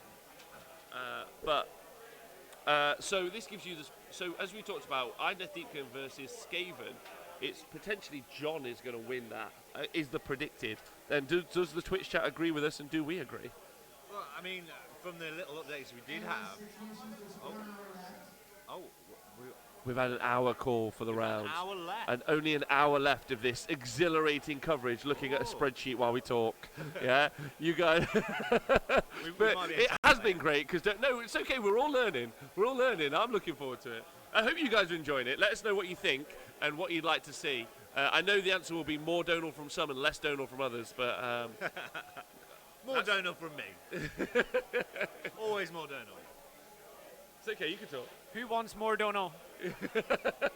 And the chat has answered by not putting anything in it. No chance for them to talk just yet. So the predicted chances. So John, let's just go Oh, through the factions. one. We've got one vote now of more donal. The thing where you had here. So, and that's 2 from me while they're working it out. Oh, we have some live scores. Hi, Lee Bromley. We do have. We are okay. Yeah. We'll go with some. We can. Yeah. Go. There's not a lot happening on the live scores. We just have 1 point scored by England and 1 point scored by Northern Ireland. Oh, okay. All right. That's not terribly exciting. Not really. But John has got a really cool overlay that you can put that score into when they're available. Which is fun. Which is very fun. Right, everyone in the chat, let's do this together. We've had votes for less donal, more donal, and just no priority rolls for the Scottish. But yeah, the Scots are a little bit worried about that camera. 0 and 2. Right. So we're into the final phase of the. So this is what I'm going to call the beginning. This is where we finish off our predictions. Okay. And then we go into pure update mode. Pure updates. Don't know how that works, but we're going to find out. I think we'll try. Yeah, we're going to try. So, final predictions. So we're all going to call it out together. Right, round 1, Idneth Deepkin versus Skaven Tide. I'm voting for Idneth. I'm still going to stick with Deepkin. Deepkin. Skaven Tide, sorry. Okay, Deepkin. Next up, Fire Slayers versus Daughters of Cain. And do this along with us in the chat. Daughters of Cain versus Fire Slayers. Daughters of Cain.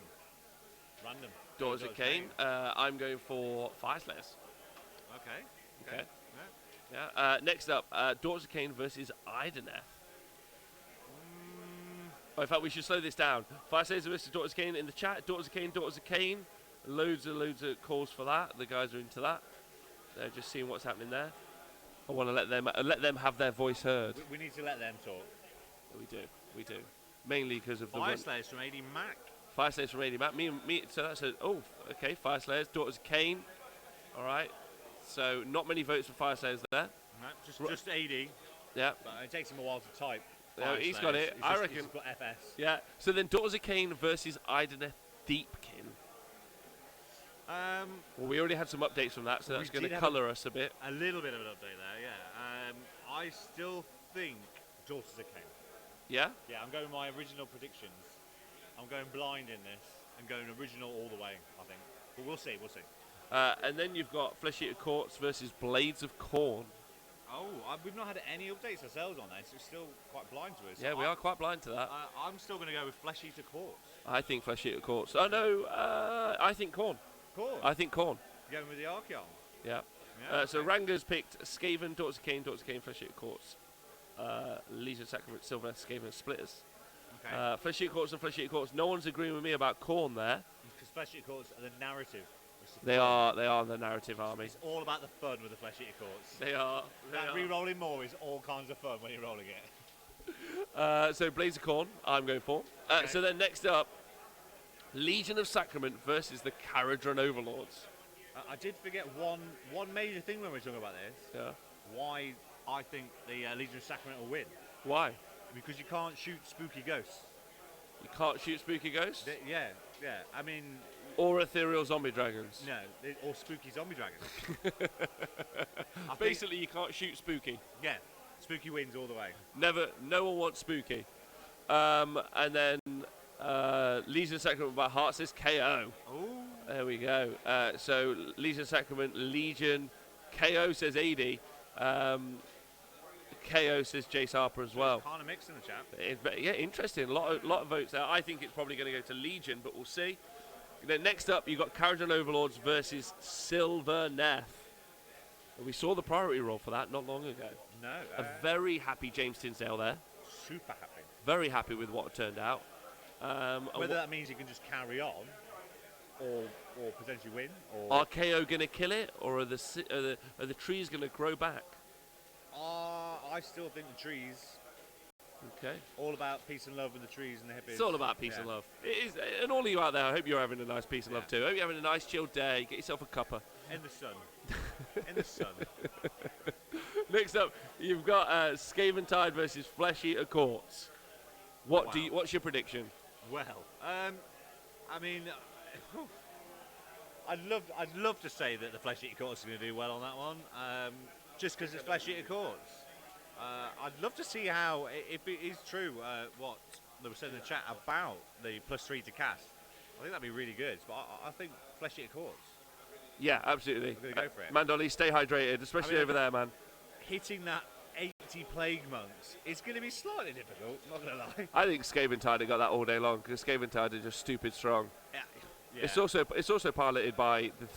See, everyone says Darren is the best dancer in AoS, but because I have to work so much, I don't get the opportunity to go out. I'm actually the best dancer in AoS. I have seen him dancing out on a night out a few He's not times actually now. that good at dancing. I He think just moves around a lot. He's very good, but I do think when I was out last Disagree. time with LLV, LF's a good dancer. he didn't just dance. He brought his A game and But brought out he the wears- yellow tie. Yeah, with ties on the night out. And he would not loosen that tie up. It was done up, and every time he loosened it, he'd do it back up again. Yeah.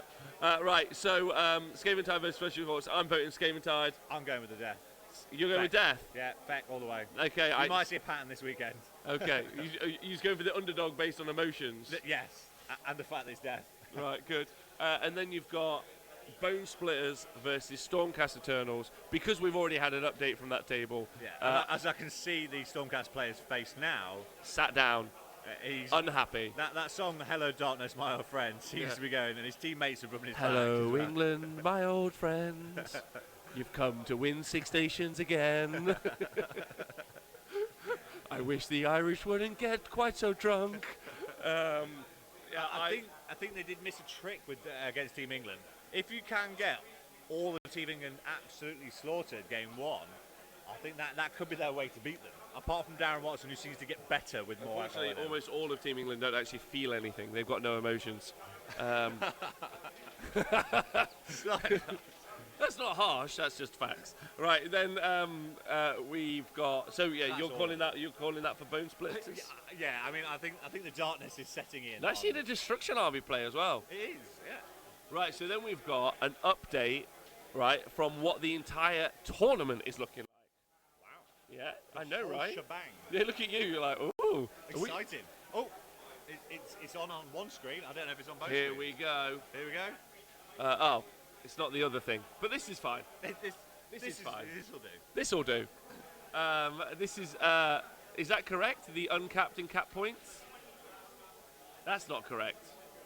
Oh wait, is the only? Oh, it's live. Oh, it's wow. It's live. Okay, it's actually changing as we speak. As we speak and talk, we can do shit. It's changed just now. I don't know actually what the numbers we're looking at are, but that's I fine. mean, England seem to be doing quite well, to say the least. They have more numbers on the screen than other people have numbers on the screen. Or not, as it seems to have just changed again. So this is not correct. Is this correct? What we're looking at? Oh, sweet. So as you can see there, this is live. Scotland currently uncapped. Don't worry, we got some infield reporting here. So we've put a prediction in. we've put a prediction in for Sylvaneth versus Caradron because it's very, very close. The Caradron have to charge into a unit of Dryads in a wood and kill him in one combat phase. Otherwise, Stu is untouchable from an accumulation of command point of victory points. On the other side, James will take his agendas and deny the others, and he's got 1,000 points. So it's either a 14-6 or a 13-7 at the moment. Okay. We'll swing it back the other way if he manages to do a heroic combat, but we're trying to call it as it looks. Septic pegging it, so to speak. There we go. Thank you so much for that, Cotton. We appreciate the input there. Thank you very much, Andy. That's Andy, by the way. Great man. Lovely man. Right. So that's what's happening there. Some slightly predicted things there. Yeah. You can come back. I reckon you can come back to us, John. I reckon we got everything we need in that scenario there. So, Simon. Even looking at that information that I don't think either of us are fully understood.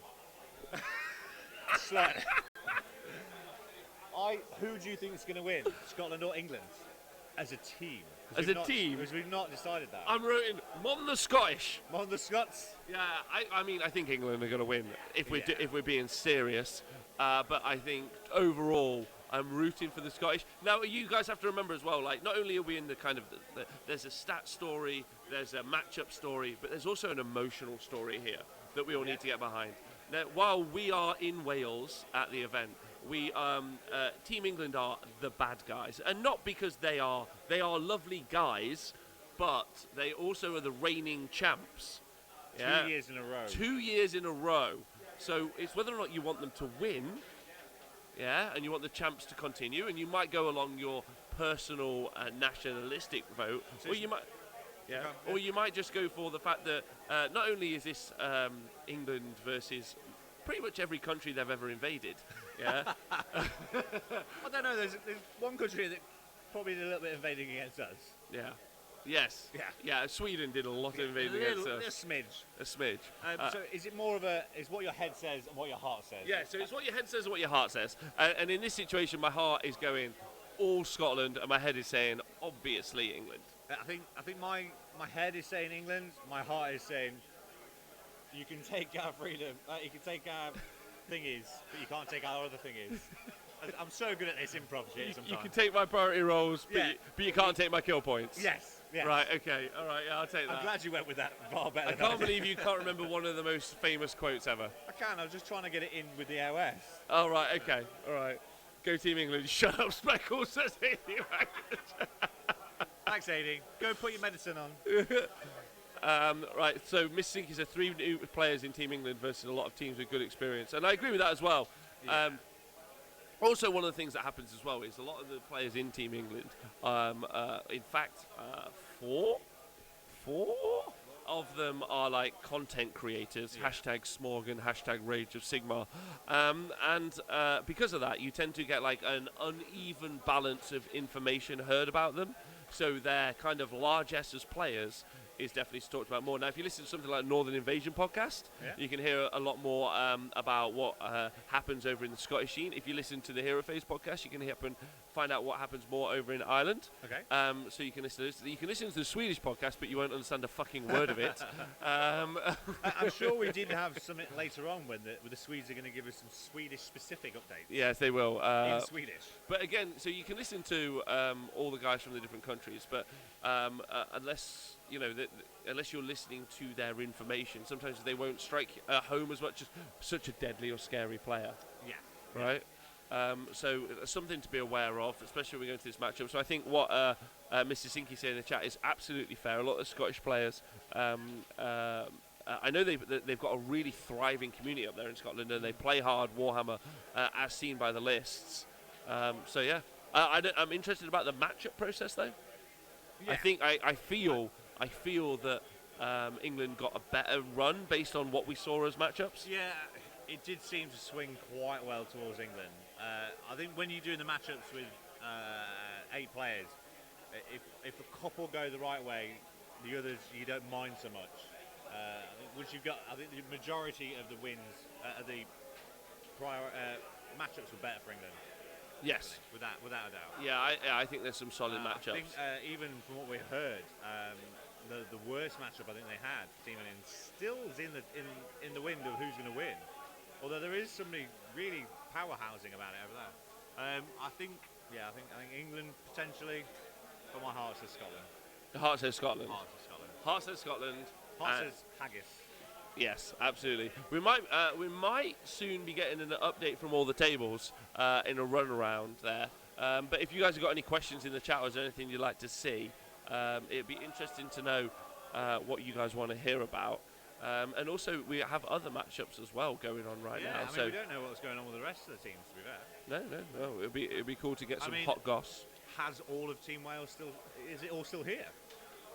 Team Wales did arrive. They were They're a all tad here, late. but I mean, it's been an hour and a half in now. They could have lost maybe 3-4 players by now. Yeah, that's true. Yeah, That's true. Famously, Team Wales is really just the English B team, and everyone knows that. Like, we don't mind talking about that.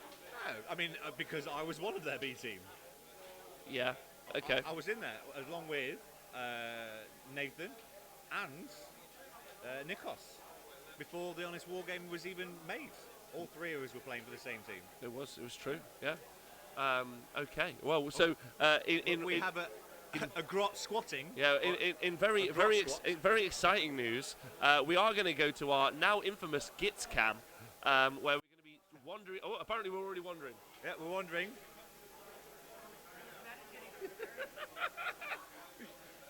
John was a bit quick there.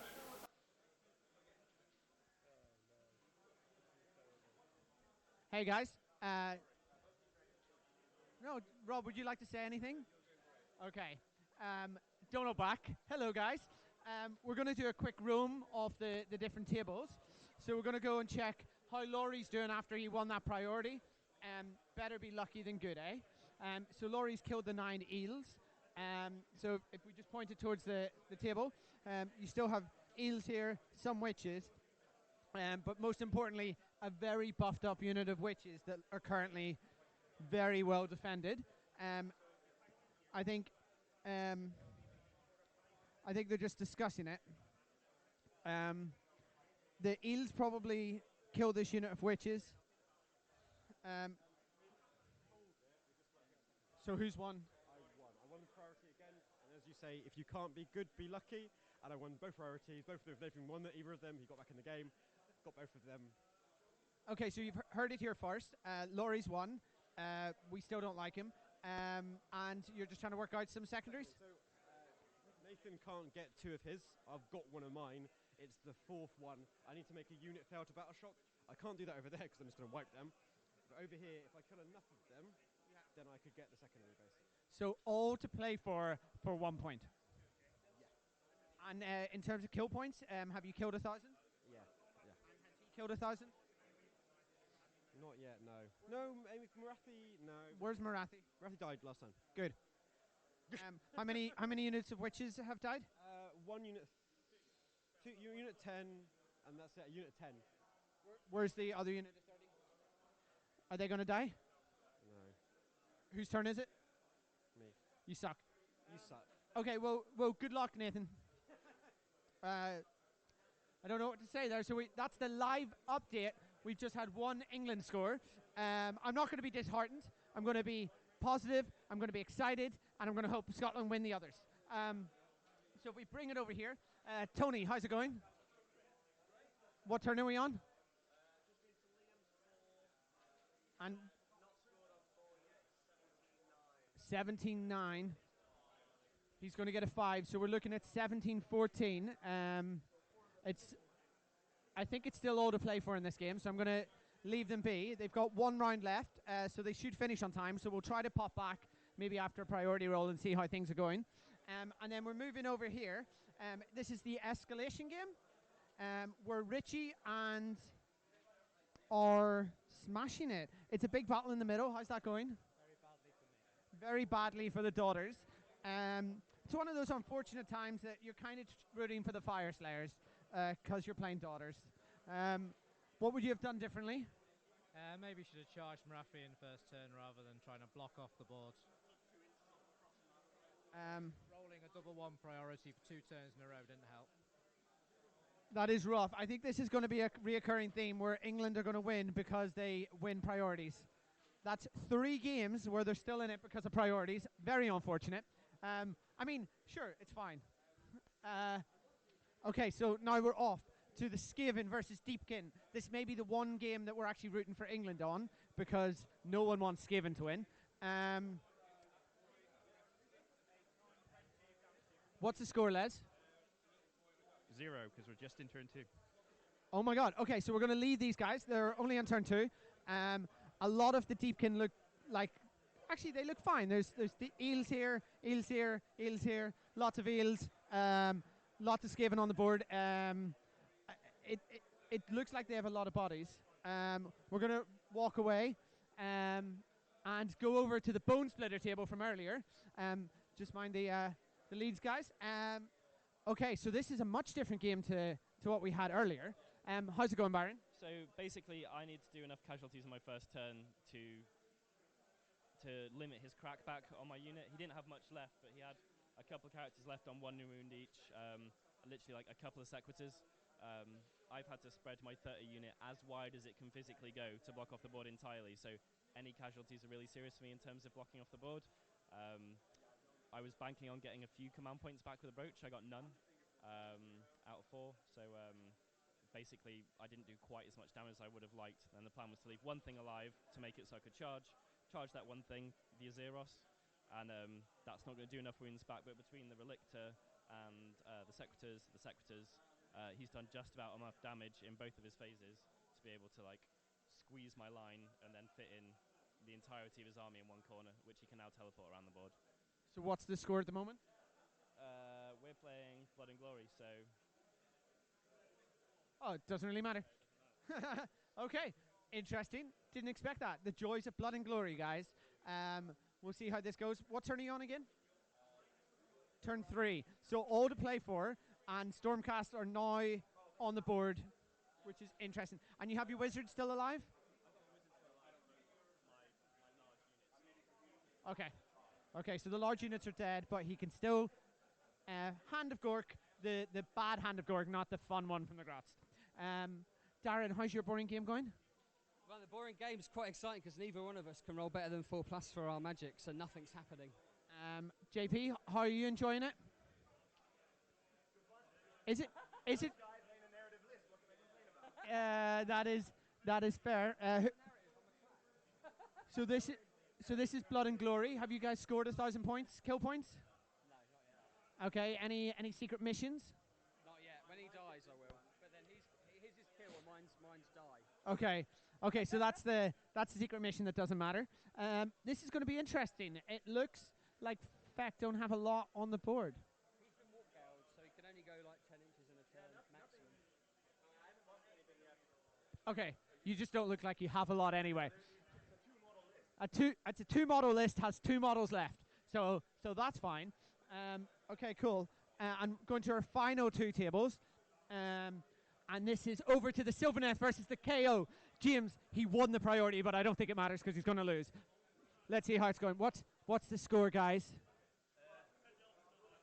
10-0 to Sylvaneth, and they can't. Oh, so it's a major win. It's the second win in this round, and it's 1-1. So that's basically the same score. It's still 80-80. But how exciting. How's the secondaries going, Stu? I need to kill some models, and I have to have a unit in his territory, which I'm pretty confident I can do. It depends who gets the final turn, I suppose. I've got 4. I'm going to try and... I have to kill a hero, so I've done a janky teleport right round the back, and I'm going to... I've got like 7 dryads into a chemist. If I can kill that chemist, I get 1 secondary. He's got the 1,000 points. I don't think I'm going to get 1,000 points out of him. But I think I'll be a 15-5. Okay, we're looking at a 15-5 here. That's quite exciting. And 1-1. Over to our final table. How's it going, Russ? It's going all right. It's been a bit up and down this game. It's been good, though. Excellent. And what turn are you on? We're just going into battle round 3. Battle round 3. Just won the priorities. He's just deciding. I think the Geminids have affected his decision a little bit. I've had first turn he shot off Neferata, I pinned his unit army with dogs. He had to shoot him off. He had some drill cannons on Arcan. Managed to drop Arcan. So it's a bit. I think it's good for me at the moment because I'm up on the score. But it's still What's the score? It's 4 to me and 1 to John. Okay, so it's 4-1 going into battle round 3. All to play for. Thank you, Russ. Very exciting on these tables. So we're basically done. Just to update, that's one major win so far to England. Majority of secondaries there. That's the game with Laurie. And the Sylvaneth KO game with James Tinsdale. Stuart has won, so Scotland has won, but not quite by the same margin, so maybe a 15-5. We're still waiting for some updates there.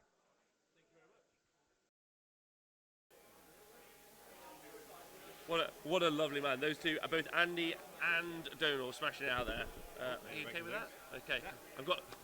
We've got bits of paper. Hat from the press room. Oh my God, it's Andy Hughes of Wales.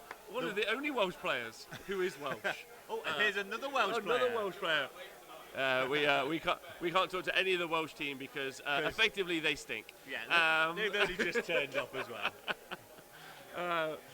Hey, Sammy J, is our audio quite low? I hope not. We're talking quite loud. Yeah, we're talking quite loud. We might put the gain up by 5 dB. That means all kinds of nothing to me. Means nothing to people at home. Yeah. Let's just add more, as they say. Do we have the power captain? Right, so welcome back. So if you've just joined us, this is the AoS Six Nations event here in sunny Cardiff. Yeah, home of the Royal Welsh College of Music. Yes. Which one of my girlfriends used to go to. Wow. I was trying really hard to think of a historical fact. I've got an ex-girlfriend from Wales as well, but we weren't going to her job at all. Pardon me? I've got an ex-girlfriend from Wales too, but we weren't going to her job at all. Wow, okay, well, excellent. So the AoS Six Nations, it'll be six teams of 8 people from 6 different nations battling out to work out who is the best of the 6 nations. Yeah. Thankfully, we're not basing it on culinary skills, because much like the ultimate culinary AoS player is not here. Well, but yes, but you know the much like the English team, some of the team's compositions are as spicy as English cuisine, and that would be the spice that is flour. Oh, that's twice I've heard that joke. And it was just as bad. Join us tomorrow for the same joke.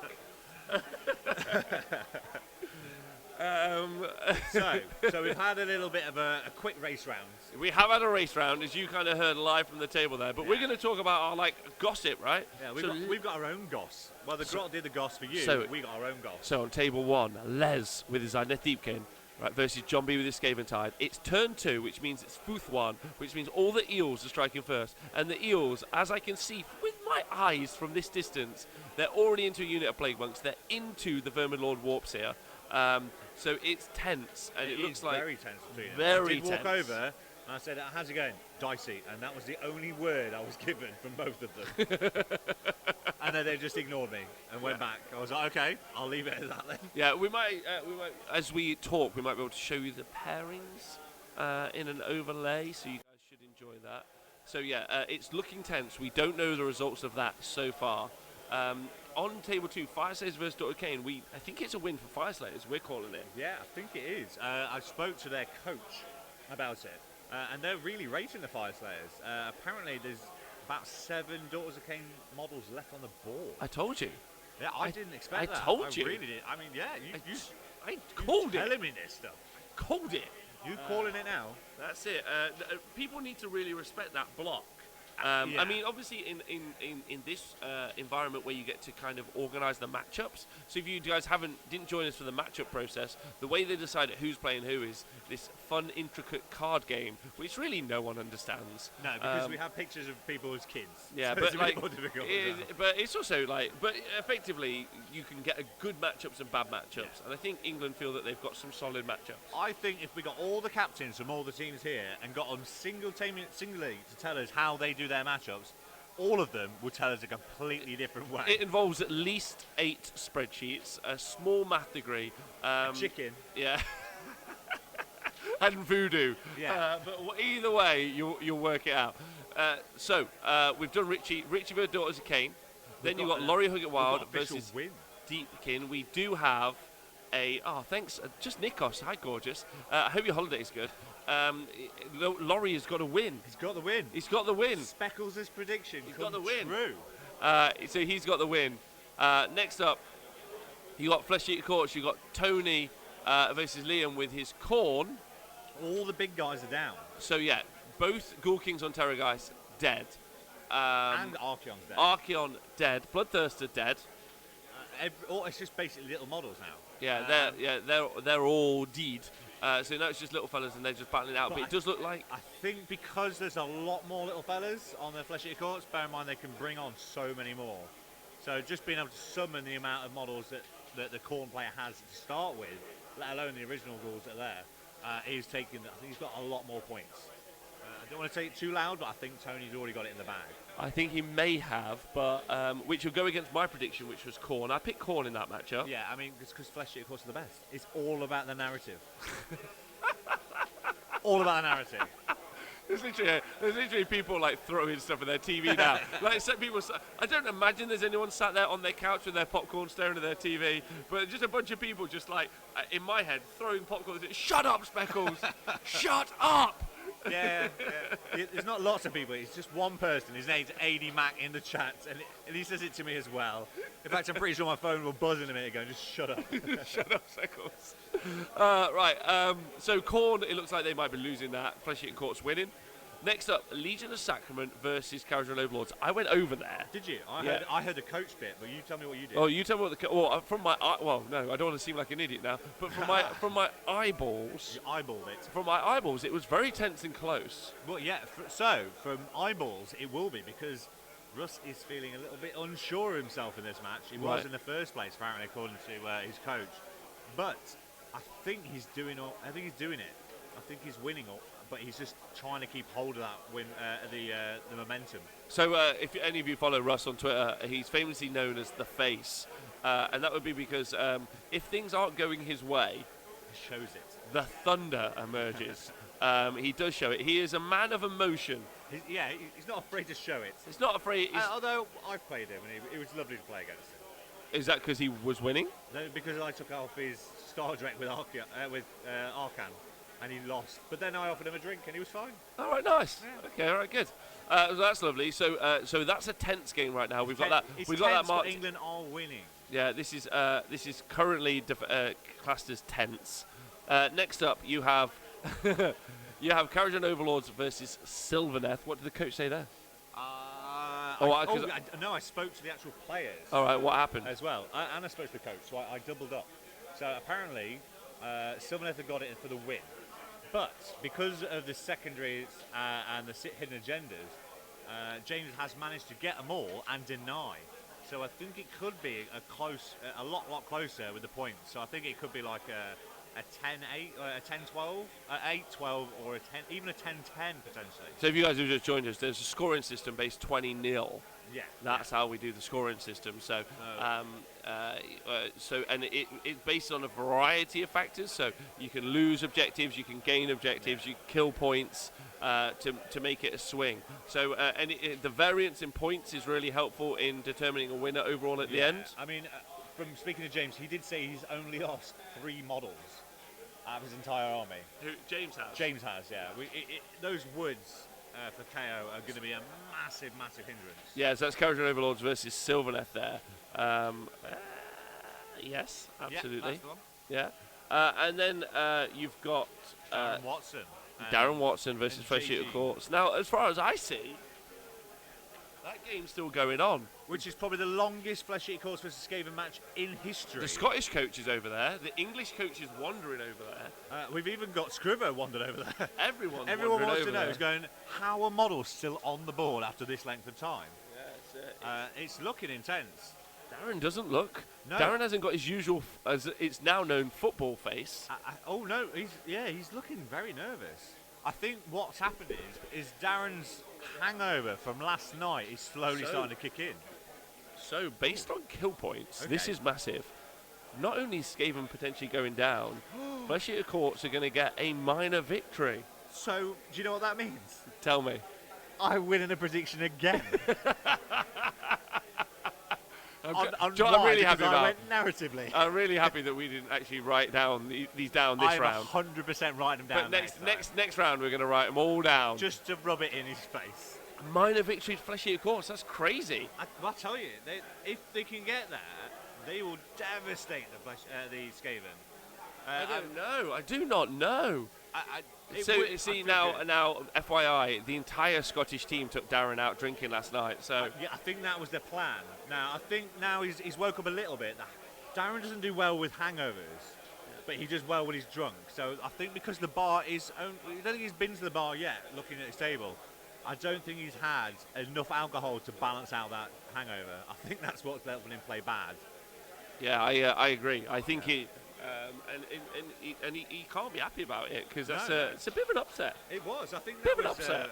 He's a bit of a crowd favourite. He Not gonna lie, he's a bit of a crowd favourite. He's a lovely man. Even taking the worst army in the world. I mean, it takes a lovely man to take that army to make him not want to just flip the table. Exactly. But JP, I got to say, fucking absolutely smashed it. JP Gannis, big love. Yeah. Flesh it calls all the way. Yeah. All about that narrative. Yeah. Quick sword get Darren Pike. And then on the final table... I think it also has something to do with the fact that the camera was never over there for any priority roll to Scotland. Yeah, the camera, if you're watching at home, if you're encouraging your teammates... the camera of doom. Yeah, the camera of doom. Right, so let me tell you. Let me. Oh, no, it's just a cuddle. It's a cuddle. It's over. I think it's over. It's a minor victory there. Yeah, well done, Lady Max. Good. Now, Bone Splitters versus Stormcast. Now, what was really interesting in Bone Splitters versus Stormcast in this environment is because Byron got none of his command points back when he used his Aether Quartz Brooch. So he had 4 command points to use his Aether Quartz Brooch. 4 command points to use his Aether Quartz Brooch with his Bone Splitters list on his Cunning Rook, and he used none of them. He got none of them back, which meant he wasn't able to stop a unit from battle shocking, because we know he said he'd controlled the whole board. Yeah. So he wasn't able to screen out, which means the Raptors were able to actually come down. Okay. So then they started to shoot, and I think we might have heard a little bit from the table there, where it looks like Mike's quite happy, and we might have got a win. Did get a bit of information. Tell me some info. So, is this on about a different game? Yeah, this is on about the Skaven tie versus Flesh Eater Courts. Not only did the Flesh Eater Courts win, they got a major win. Not a minor, a major win. Wow. Skaven did. Okay. No, Darren is Skaven. Yeah, sorry, we're just getting a bit confusing information. Okay, that's fine. There's a lot of info happening. But yeah, so they got a major win for Flesh Eater Courts, and they both got a secondary each. So the Flesh Eater Courts actually 2 for 2 in their matchup with today. So I think come on the Scots, says Scotty Jock. I agree. The underdog made good. Is it true that also the Bone Splitters lost? That one, so Stormcast won. Wow. So let me talk to you. That is, look at that. Turn one, he was. Turn one, he was sat down. Come round. Hello, darkness has disappeared. The sun is shining. Simon, do you want to give me your chair a minute? There you go. There's a chair. Thank you so much. We'll come back. No. So, we're live. There you go. That's us. Yeah, we have to talk into the mics, though. There we go. So, do you want to just let us know what happened? So basically, we deployed, and I decided if I put my valuable stuff on the board, my Vanguard, my Raptors, and my Bucketers, they're going to get shot off. Yep. Right into the mic so they can hear you. They're going to get shot off, and I thought the alternative is he goes first, puts Cogs up, can flood the board to stop me from dropping. Cogs is 50-50, hasn't got any arcane, so I decided to put things in the sky. Sure enough, he got all his spells off first turn, flooded the board. There was nowhere I could put anything, in theory. But then my Azeros and one Secutor and a Relative were holding on, fighting a long line of 30 Arrow Boys. Yep. I managed to kill enough to leave me a gap to bring down my Evocators, my Raptors, my Arcanum. It was, and I came over on the table. You put them right in the, like they were like. he had Cogs up. My Evocators were fun and games. They could just bomb off and go in. So they killed the 30 Arrow Boys, no bother at all. Amazing. And then Because it was a risky choice early on, and you were a little bit like, oh no. I just thought if I leave things on the board, he's going to shoot me because he can get all the distance, and he can just decide to take off the units that are going to bother him, i.e. the Evocators, i.e. the Raptors, and it was a risky choice doing this way, but if he got some command points back with his brooch, he probably could have killed all the stuff that was holding up the arrow boys and chipping away the bodies, so it was tight. I had it as a really bad matchup for me. I don't think it was going to go well. So. Yeah, I didn't think that at any point that was a solid matchup, realistically. I thought that was really hard, and it was amazing that you pulled it back. I was accepting, watching him take his turn one, I was like, I'm going to get 20 nilled here without even doing anything, but I was like, it was a red matchup, so I guess that's okay. Yeah, so if you guys aren't aware what that means, that would mean that it's like a really bad matchup in you guys, the coach. So generally we kind of we had about a 3-tier system, like green, yellow, and red. So green, you're pretty much likely to win it. Yellow, 50-50, and it could go either way. And red, I'm probably going to lose this. And, oh mate, I'm super chuffed for you because we were rooting for you guys. You can see in the chat there, Misfire Mike did it. Says Scotty Jock. Yeah. There you go. Right, great work, Mike. You should be here.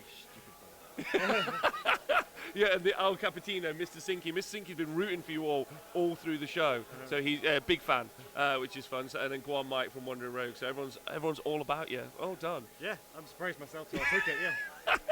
Is your list? Well, I don't want to give too much away, but is your list one of the ones? It seems to me yours is the counter pick. You want to send that against your flesh-eater courts and Skaven, or am I wrong? Yeah, pretty much. Yeah. So. Obviously, having two shooting lists, much like England have done, you have two shooting lists. So you've got sometimes if they're not going to put down Feck first, because they have two shooting lists against it. Yeah. So, and there's other things like Russ's list. He probably didn't want to play myself or John on paper anyway. So. Yeah. So yeah.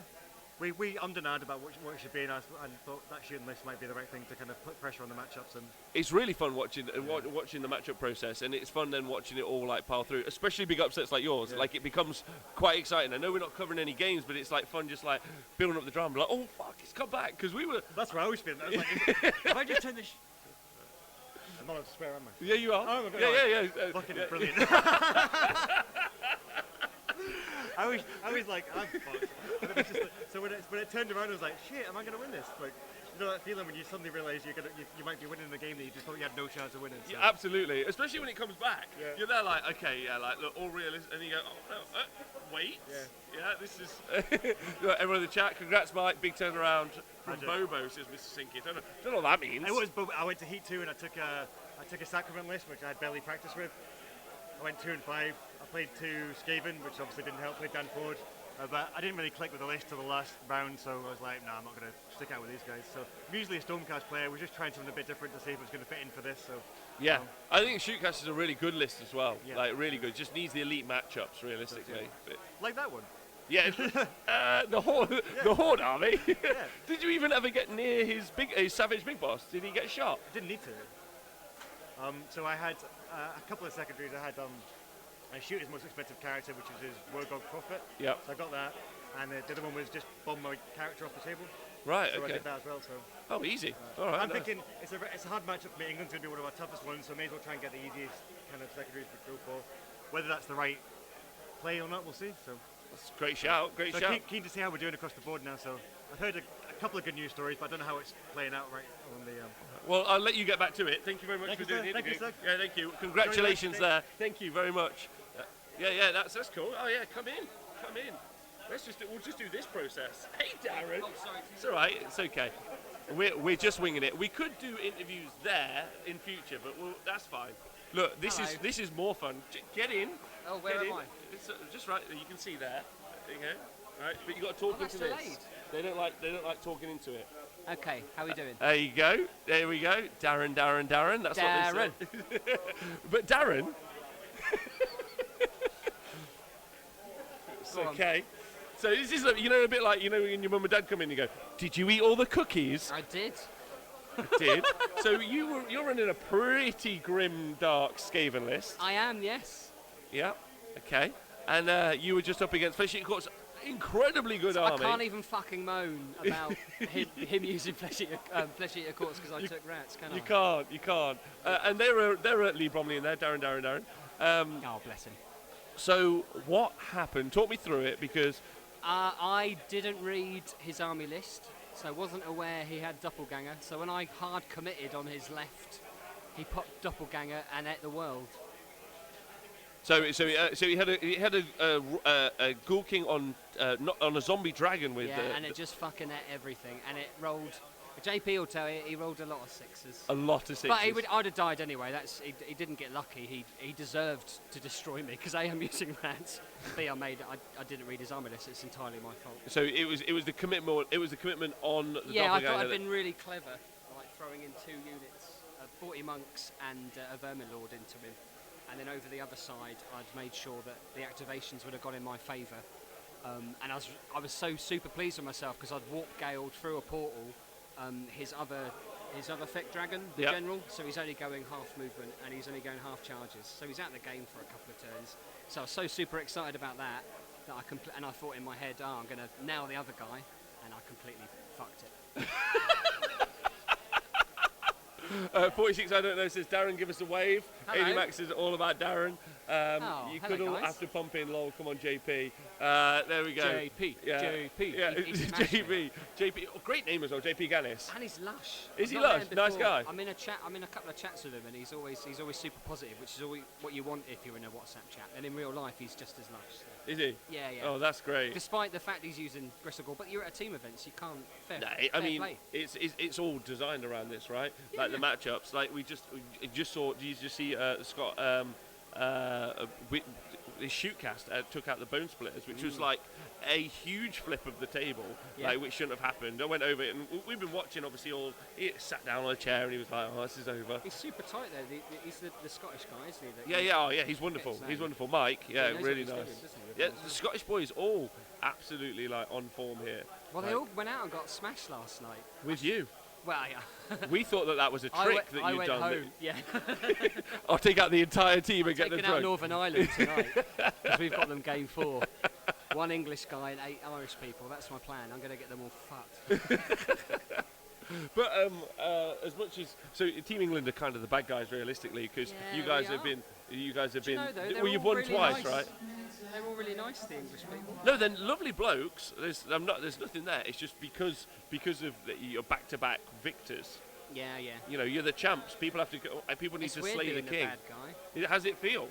Bad. Yeah. Horrid.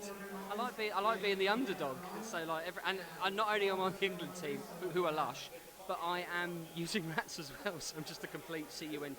I won't say that the whole thing like I did before. I'm not that drunk. But it's okay. Well, big upset. I'm sorry that you are the big upset. Yeah. Oh, Donald's not bothered about it at all. I'm fucking not. You can't win them. I'm losing more and more. Did you summon any vermin lords? No, my bells are dog shit. I've got nothing better than a 4+, and no one don't feel any sympathy for me. But, yeah, it was frustrating. They did nothing the entire game. I did like a mortal wound. So one of the things I would say about the Skaven army, like if I was being real for a moment with you, I think that you, me, and everyone that has any kind of like sense about the game would say that they are the best book in the game, in my opinion. Yeah. But that doesn't mean I feel that they do require a lot more play than the Flesh Eater Course army. Well, they're less forgiving, so you still You still have to concentrate on where your bells are, where your buffs are going. That Death Frenzy needs to be wholly within 13, so you can't overstretch. Whereas Feck just walk forward and spend a command point and kill fucking everything.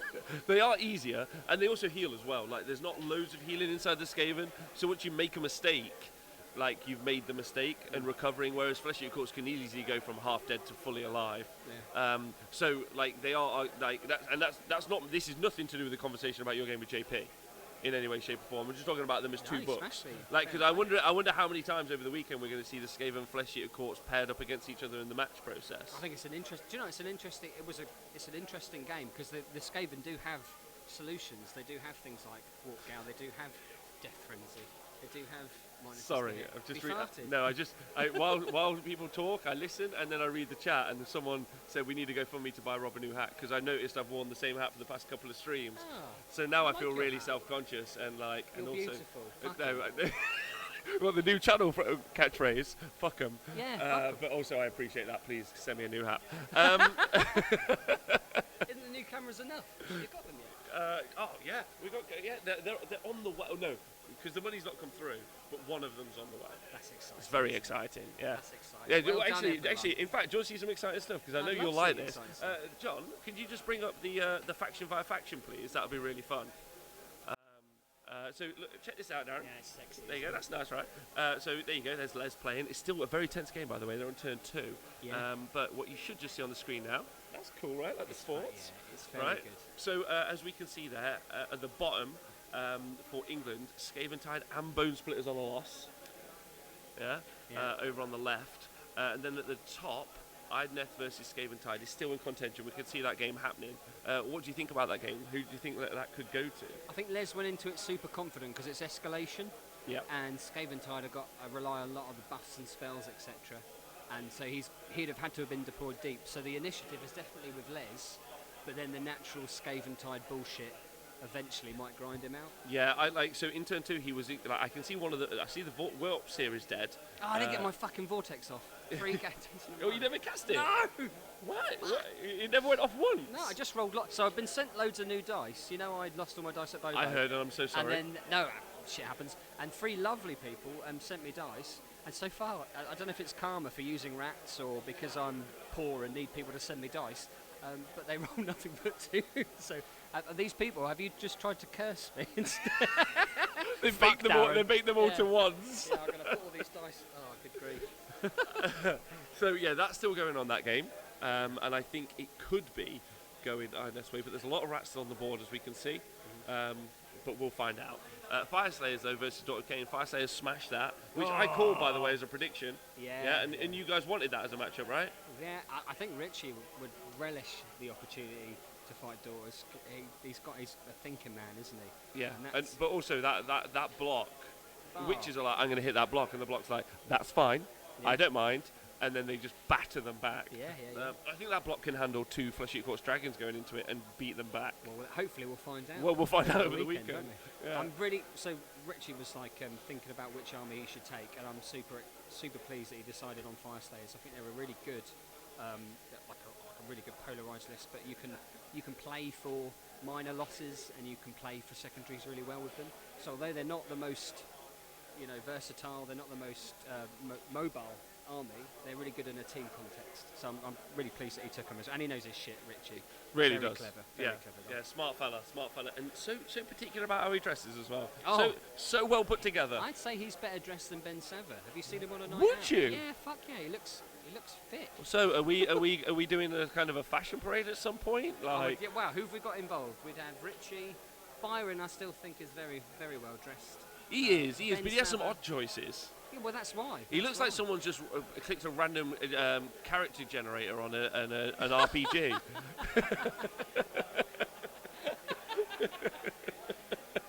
Oh, beautiful. And has gone for smallest. Anyway. This is so lush as well. Oh yes, it's all right. Is this Scrivo's? Some of it's Scrivo, some of it's us. It's all of us. We're trying to make it look fancy. It looks fucking fancy. It looks fancy. very professional. Well, it wasn't earlier. We're learning as we go. Covering 8 games is really the guys. So there's a bunch of guys watching, and anyone watching, you guys are wonderful. Yeah. Also, Studio also tells you to fuck off, Darren. Yeah? I love you. And what's and deciding not to cover any games has been really liberating. Yes, but also like it's all about data. This, and I'm sure you guys are getting that as a team. Like you've got, for instance, you've got a coach walking around. Who's just collecting data. So he's the guy managing your games effectively. So that's happening from loads of different people all at the same time. I really like that as well. Tom's doing a great job. He's doing a great job. I think very nice man. It makes it more professional, doesn't it? We're back. Sorry, we were going through that list. Can we go back to that list? It's all right. That's fine. Appreciate that. Appreciate you a lot. So next up, so we talked about Daughters 1, Flesh-Eater Quartz versus Blades of Corn, which eventually went Tony's way. Oh. But I thought it was going to go Blades of Corn way. Yeah, but Tony is savvy, isn't he? He is savvy. Really savvy. What was in the Blades of Corn list? Was that Archeon? May I just have a little interruption here? Yeah, go for it. So, The team over there, so it's the Deepkin versus Skaven. Yeah, so could table one. Table one could be the decider to whether it's a complete flat even 4-4 wins for each team. Oh, I love it. Ooh, okay. All right. Could be a bit of a decider there. All right. And I've had another one-word update from them. Yeah. It was dicey earlier. It's now become tense. Okay. Tense. That's the word they've used. All right. Well, then I think I can do something about this. If you guys are interested, we're going to move that camera to there, and then I'm going to get a microphone, and we can do some tense things, like in the. No. All right. No. Apparently no. Apparently too tense. So actually, what we can actually do this. We just take away the overlay. I think that's fair as well. If it is tense, a crowd, being someone that's been crowded before, it gets on your tits a little bit. Like, you watch from afar like this, that's absolutely fine. But when you start putting people under pressure, I don't think. Well, we can see from a fair distance there. Yeah, that's. I don't think Telestrate is actually up, John, but I haven't actually used it yet. If you want to get it as a source, but is it? If I draw. All right, nice. So as you guys can see on the screen, maybe. It's Escalation, is that they're playing? Yeah. So there was a Vermin Lord there, where you can see on the screen, but he was nuked in turn 2. However, Thankwall is currently in that fight. So Thankwall's still going. Yeah, Thankwall's still going. He's being their Mike team captain now, going and checking it out. I love the fact that Thankwall's in that list as well. Yeah, but I think the Vermin Lord actually. So you can see just to the right hand side. I think he ran off. I think he ran out of the way. Thank you, Mike. Appreciate that. But it's really, really tense. But the fact that it's. Can I say this, Darren? England going in. The fact that it might be a 4-4. That's a bit of an upset early doors. Right. So. Here's the thing. I think I actually have a lot of respect for the other teams. I think there's a lot of talent elsewhere, and that doesn't surprise me that they put up a good fight and that we're in a bit of trouble. Me either, but like the narrative we have to have for the weekend. Yeah, but that's what other people fucking create. Fuck that bullshit. I get a little bit. Yeah, we're creating it right now, so that when you lose, I can be like, "What a major upset!" I mean, it's only because we're really close. I didn't go, "Well, we've had a fucking disaster happen here." Like, it's not a disaster. If we walk away with a draw, that's fucking. Yes. Well, that's no surprise, is it? No, it's an easy army. I'm not a Skaven player. But overall, so it coming down to a 4-4 could be quite exciting, especially as two of the wins were like upsets, really. How's it gone with the other nations then? So we'll get that as we go through. Oh, right, okay. Yeah, do we have anything from the overall update? Because aside from ourselves, I'm quite. Sorry to jump in. I have a little bit of news. I think Jonathan just popped over and he's lost. He only got 2 points. That's it. Oh, Jonathan himself. It was more the whole match. That's all I know. All right. Okay. That's Thank you. Thanks, Speckles. Oh, bless him. Thanks. I good. think either Northern Ireland or Sweden are the. Let's send it through. Let's do it. So we're going to find out what the overall tournament looks like right now. I'm pretty certain. I'm super chuffed that our last round is against Sweden as well. No, they're those gorgeous guys. So as you can see there, Northern Ireland are currently on 100 points uncapped, and they've got 6,000 kill points. But Who are England, they against? They are not. I'm not sure Northern Ireland are against, but England have got the most kill points there and the most secondaries, and they have got 94 uncapped points. Oh, that's not so bad. That's not bad at all. So this is so far. With some results to come in, and then as you can see, Sweden have done the worst. Well, that I'm pleased with that because they're one of the people that I would say they're a very strong team. Sweden? I love the way Sweden play. Yeah, Sweden are a bunch of great dudes, Are but they've you also going- got the best Warhammer player in the world in there. Who's that? Adam. Yeah. Did you listen to his podcast he did the other day? Isn't it in Swedish? No, he did. No, he did an entire English podcast for everyone. But because no one is worthy to interview him, he interviewed himself for an hour and a half. Oh, what a lad! That's the sort of shit I'd do. I'm pretty certain the cap for the round is 100, or is it 80? Eh? The cap for the round. Oh, I haven't read the pack. Okay. No, I have, and that's why we'll get you the information afterwards. Wales there doing quite well. Yeah, of course they are. What do you mean by course they are? They've got some fucking talent. I like Wales as well. One of my favourite Warhammer players in the world ever is on their team, old Chris Senior. Oh, really? He is beauty personified. All right, nice. Then Republic of Ireland not doing too badly either, and most importantly, their race against Northern Ireland is the only thing they care about. But Republic of Ireland, they have traditionally got the wooden spoon for the past 2 years. Yeah, yeah. So they are looking to not have that happen to them for a final time. They don't want that. They do want it secretly. They love the attention. They do love Such the attention. Perverts. Okay, and then Scotland. There you go. 12 secondary. So overall, not looking bad after round Northern one. Ireland have dropped a point. Yes, they Yeah, have. we've done all right. So Look, despite, do you like the despite little my live shit updates? show, yeah, it's so good. It's so cool, right? It's so cool. It's Yeah. so How cool. smooth is it to do? Huh? Is it nice? I Watching don't understand anything that we're doing. Yeah. Do you watch old streams and then realise how far you've come? Like I just only ever see the problems all the time and you panic. poor thing. You should enjoy it more. Yeah. Right, Darren. We'll let you get off and celebrate. And hopefully, Celebrate. Yeah. Don't lick my wounds. Well, but hopefully we'll have you back later to do some more talking because everyone loves you. Everyone say goodbye to Darren. Let's give it a final Darren in the chat. Darren. And we'll bring Mr. Simon Speckles back there. Probably should have maybe do that as an off-air thing. You know, when people swap the chairs, but not necessarily. What do you guys think? Should we do it smooth or do this kind of like more like impromptu? Improv. I think we can try and do smooth, but it's still going to be improv. We can't do smooth when you won't talk into the microphone. Sorry about that, sorry. I did find a little bit more information out. Oh, please tell me. So, I'm not going to say it too loud, because they are literally over there. But apparently it could come down to kill points on who's winning this. Between the final match. So it's either going to be 5 wins to 3 wins. Let's do golf or coverage. 4. John, let's go to the table and do golf coverage. Yeah? Right. Let's go to that camera, you know the one. Right, okay. Some severe It's very, power stances. very tense. As you can see there, now we're going to talk about gaming etiquette.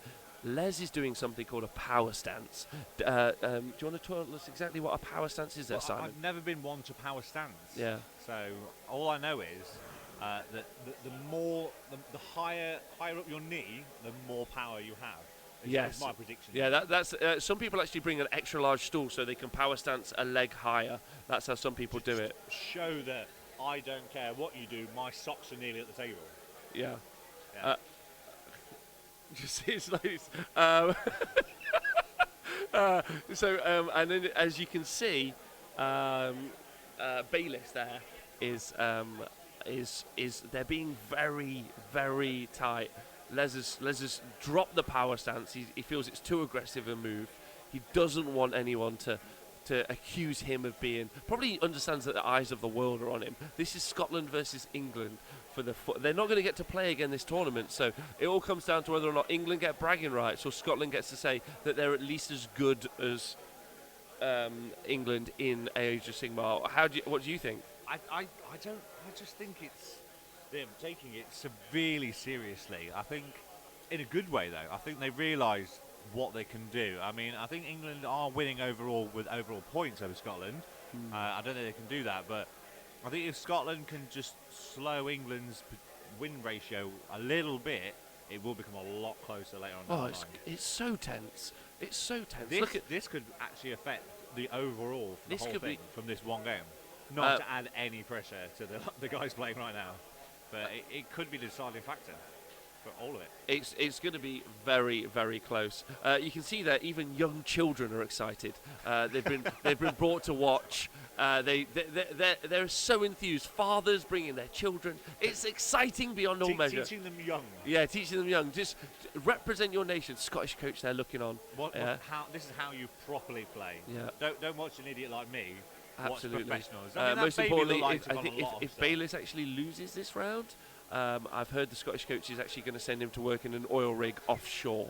I can't guarantee that's the I facts. think that's why he's got his back to us. He's actually threatening him. Twitch chat, who We do you can't want see to what win, he's saying. England or Scotland? Twitch chat, let us know. I'm being very quiet, and I'm really enjoying this. It's kind of creepy and weird. I mean, I quite love Scotland to do, but I do have a little soft spot for Les. I think he's a great guy. I think it'd be great to see him. He is a great guy, kind, but he's just power stanced again. He's showing it. He's shaking his head as whoa.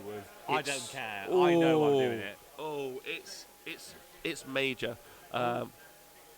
There we go. Les. I think I've just heard him say he may have won this. No, we're going to see. I think He's smiley faced it. I He's mean, just, we've seen some. You guys haven't seen this, but there's stamping.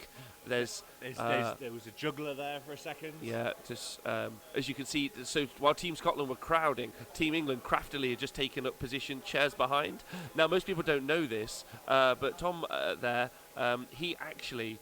He very interestingly is in passing information to Les via bum touches. So he just touches him. Tap, tap, tap, tap, tap, tap, tap, tap, tap. Here we go. There's a small tap about to happen. Here we go. There we go. Everyone watch out for it. There we go. I think there may be double bum touches here. I think the coach has come over as well. Yeah, is it going to be a bum touch? No, it's not going to be. It's not going to be. It's a nod. Where he touches him on his body is exactly how much he should commit. Touch on the shoulder, go all in. I mean, touch on the lower calf. What his toes are doing. Hold. He might be doing more scope with his toes. He might be wearing open toe sandals. I can't see. I don't know. I'm not sure. I think it'd be great to see some sandals there just for you. Oh, okay. And Donald's just walking through. Donald has been a tier special. Let's find out from Donald's what's happening. What's happening, Donald? How are we going there? So it's quite interesting because I wrote a pack based on players just being good sports and not explicitly writing rules on how to play games. Yeah. So, for instance, if you get to turn 3, I didn't write that you should decide what happens and agree it or have an independent TO rule like the Just Play guys did at Heat 3 or Heat 2. So if the game finishes in turn 3, what should happen? Didn't write about it, so it's up to the guys to decide what's fair play. Then there's also another example where they've started playing fast to complete the round and someone switched 2 models as part of the command ability, but didn't say like this is within 3 of the objective, but he was like, I'm going to charge this, failed the charge, whatever. The players moved the models around. It wasn't within 3 of the objective, but it's like you're rushing through things. So do you allow someone to take it back, or do you not? Yeah, it's pride. It's country's pride. But it's also just a question of do you want to rule that way, or do you want to just play the game and beat someone because you deserve to beat them, not because they rushed the decision because your army's slow? Yeah, absolutely. I think genuinely I think his first game is always going to be a bit shaky for people. No, everyone's played Warhammer before. I think realistically, what Donald's saying basically is you would definitely expect from a bunch of top tier players is you would just expect them to make correct decisions on the table. You say top tier, but we do have Team Wales here, which is a team of randoms. But it's interesting that Donald's having to having a tough time. Here we go. So dice down now. Les going against the dice down. He's fully enwrathing the ultimate grot terrorist there. Yeah, so what we'll do now is we're going to cut back to us and we're going to say goodbye for the show before we come into... So we are... hello, everyone. Welcome back. We're going to go for our lunch. We'll have when we come back, which will be in about an hour or so, we're going to have a recap, obviously, the first round. We're going to have the draw process done on the screen again, which, I won't lie to you, was an absolute clusterfuck last time. But we're going to try really hard. We're going to try really hard to make it... We're going to try and get it good. We're going to try and get it a little bit better this time. I think it's because we've got. Don't worry, we're learning. You're learning, and we're learning. I hope you guys have enjoyed this. Obviously, it's so interesting doing something that's not actually just covering a game. You can find all the lists on the Honest Wargame website if you want to prep for the next round with us. I'm looking forward to it. Thank you very much for joining us. Thank you for listening to me ramble on. Yeah, Speckles, your first time, you've done great. I've just rambled loads. Yeah, absolutely. Yeah. Who will be the focus is a great shout. I think we have that, don't we? I do have that information. It's going to be Wales versus Sweden. All about the meatballs for me. Yeah. I'll do my best Swedish accent all the time, yeah. I mean, the whole show. I would be Team Wales, but apparently this year they decided I wasn't good enough to join their team. So, screw you, Wales. I hope you lose. So thank you to everyone on Patreon who subscribes, everyone on Twitch who subscribes, who supports the show, lets us do this. You guys are wonderful. Let us join us for it later. 80 Mac, as I agree. Shut up, Speckles. 80, go get your Zimmer and walk to the room. And Goldbear says, I actually don't want Speckles to shut up. Amanda, 2 or 3 rounds today. There'll be 3 rounds today, 2 rounds tomorrow. You guys have been wonderful. John's been wonderful. Everyone else has been wonderful. We'll see you guys soon. Please join us, and goodbye.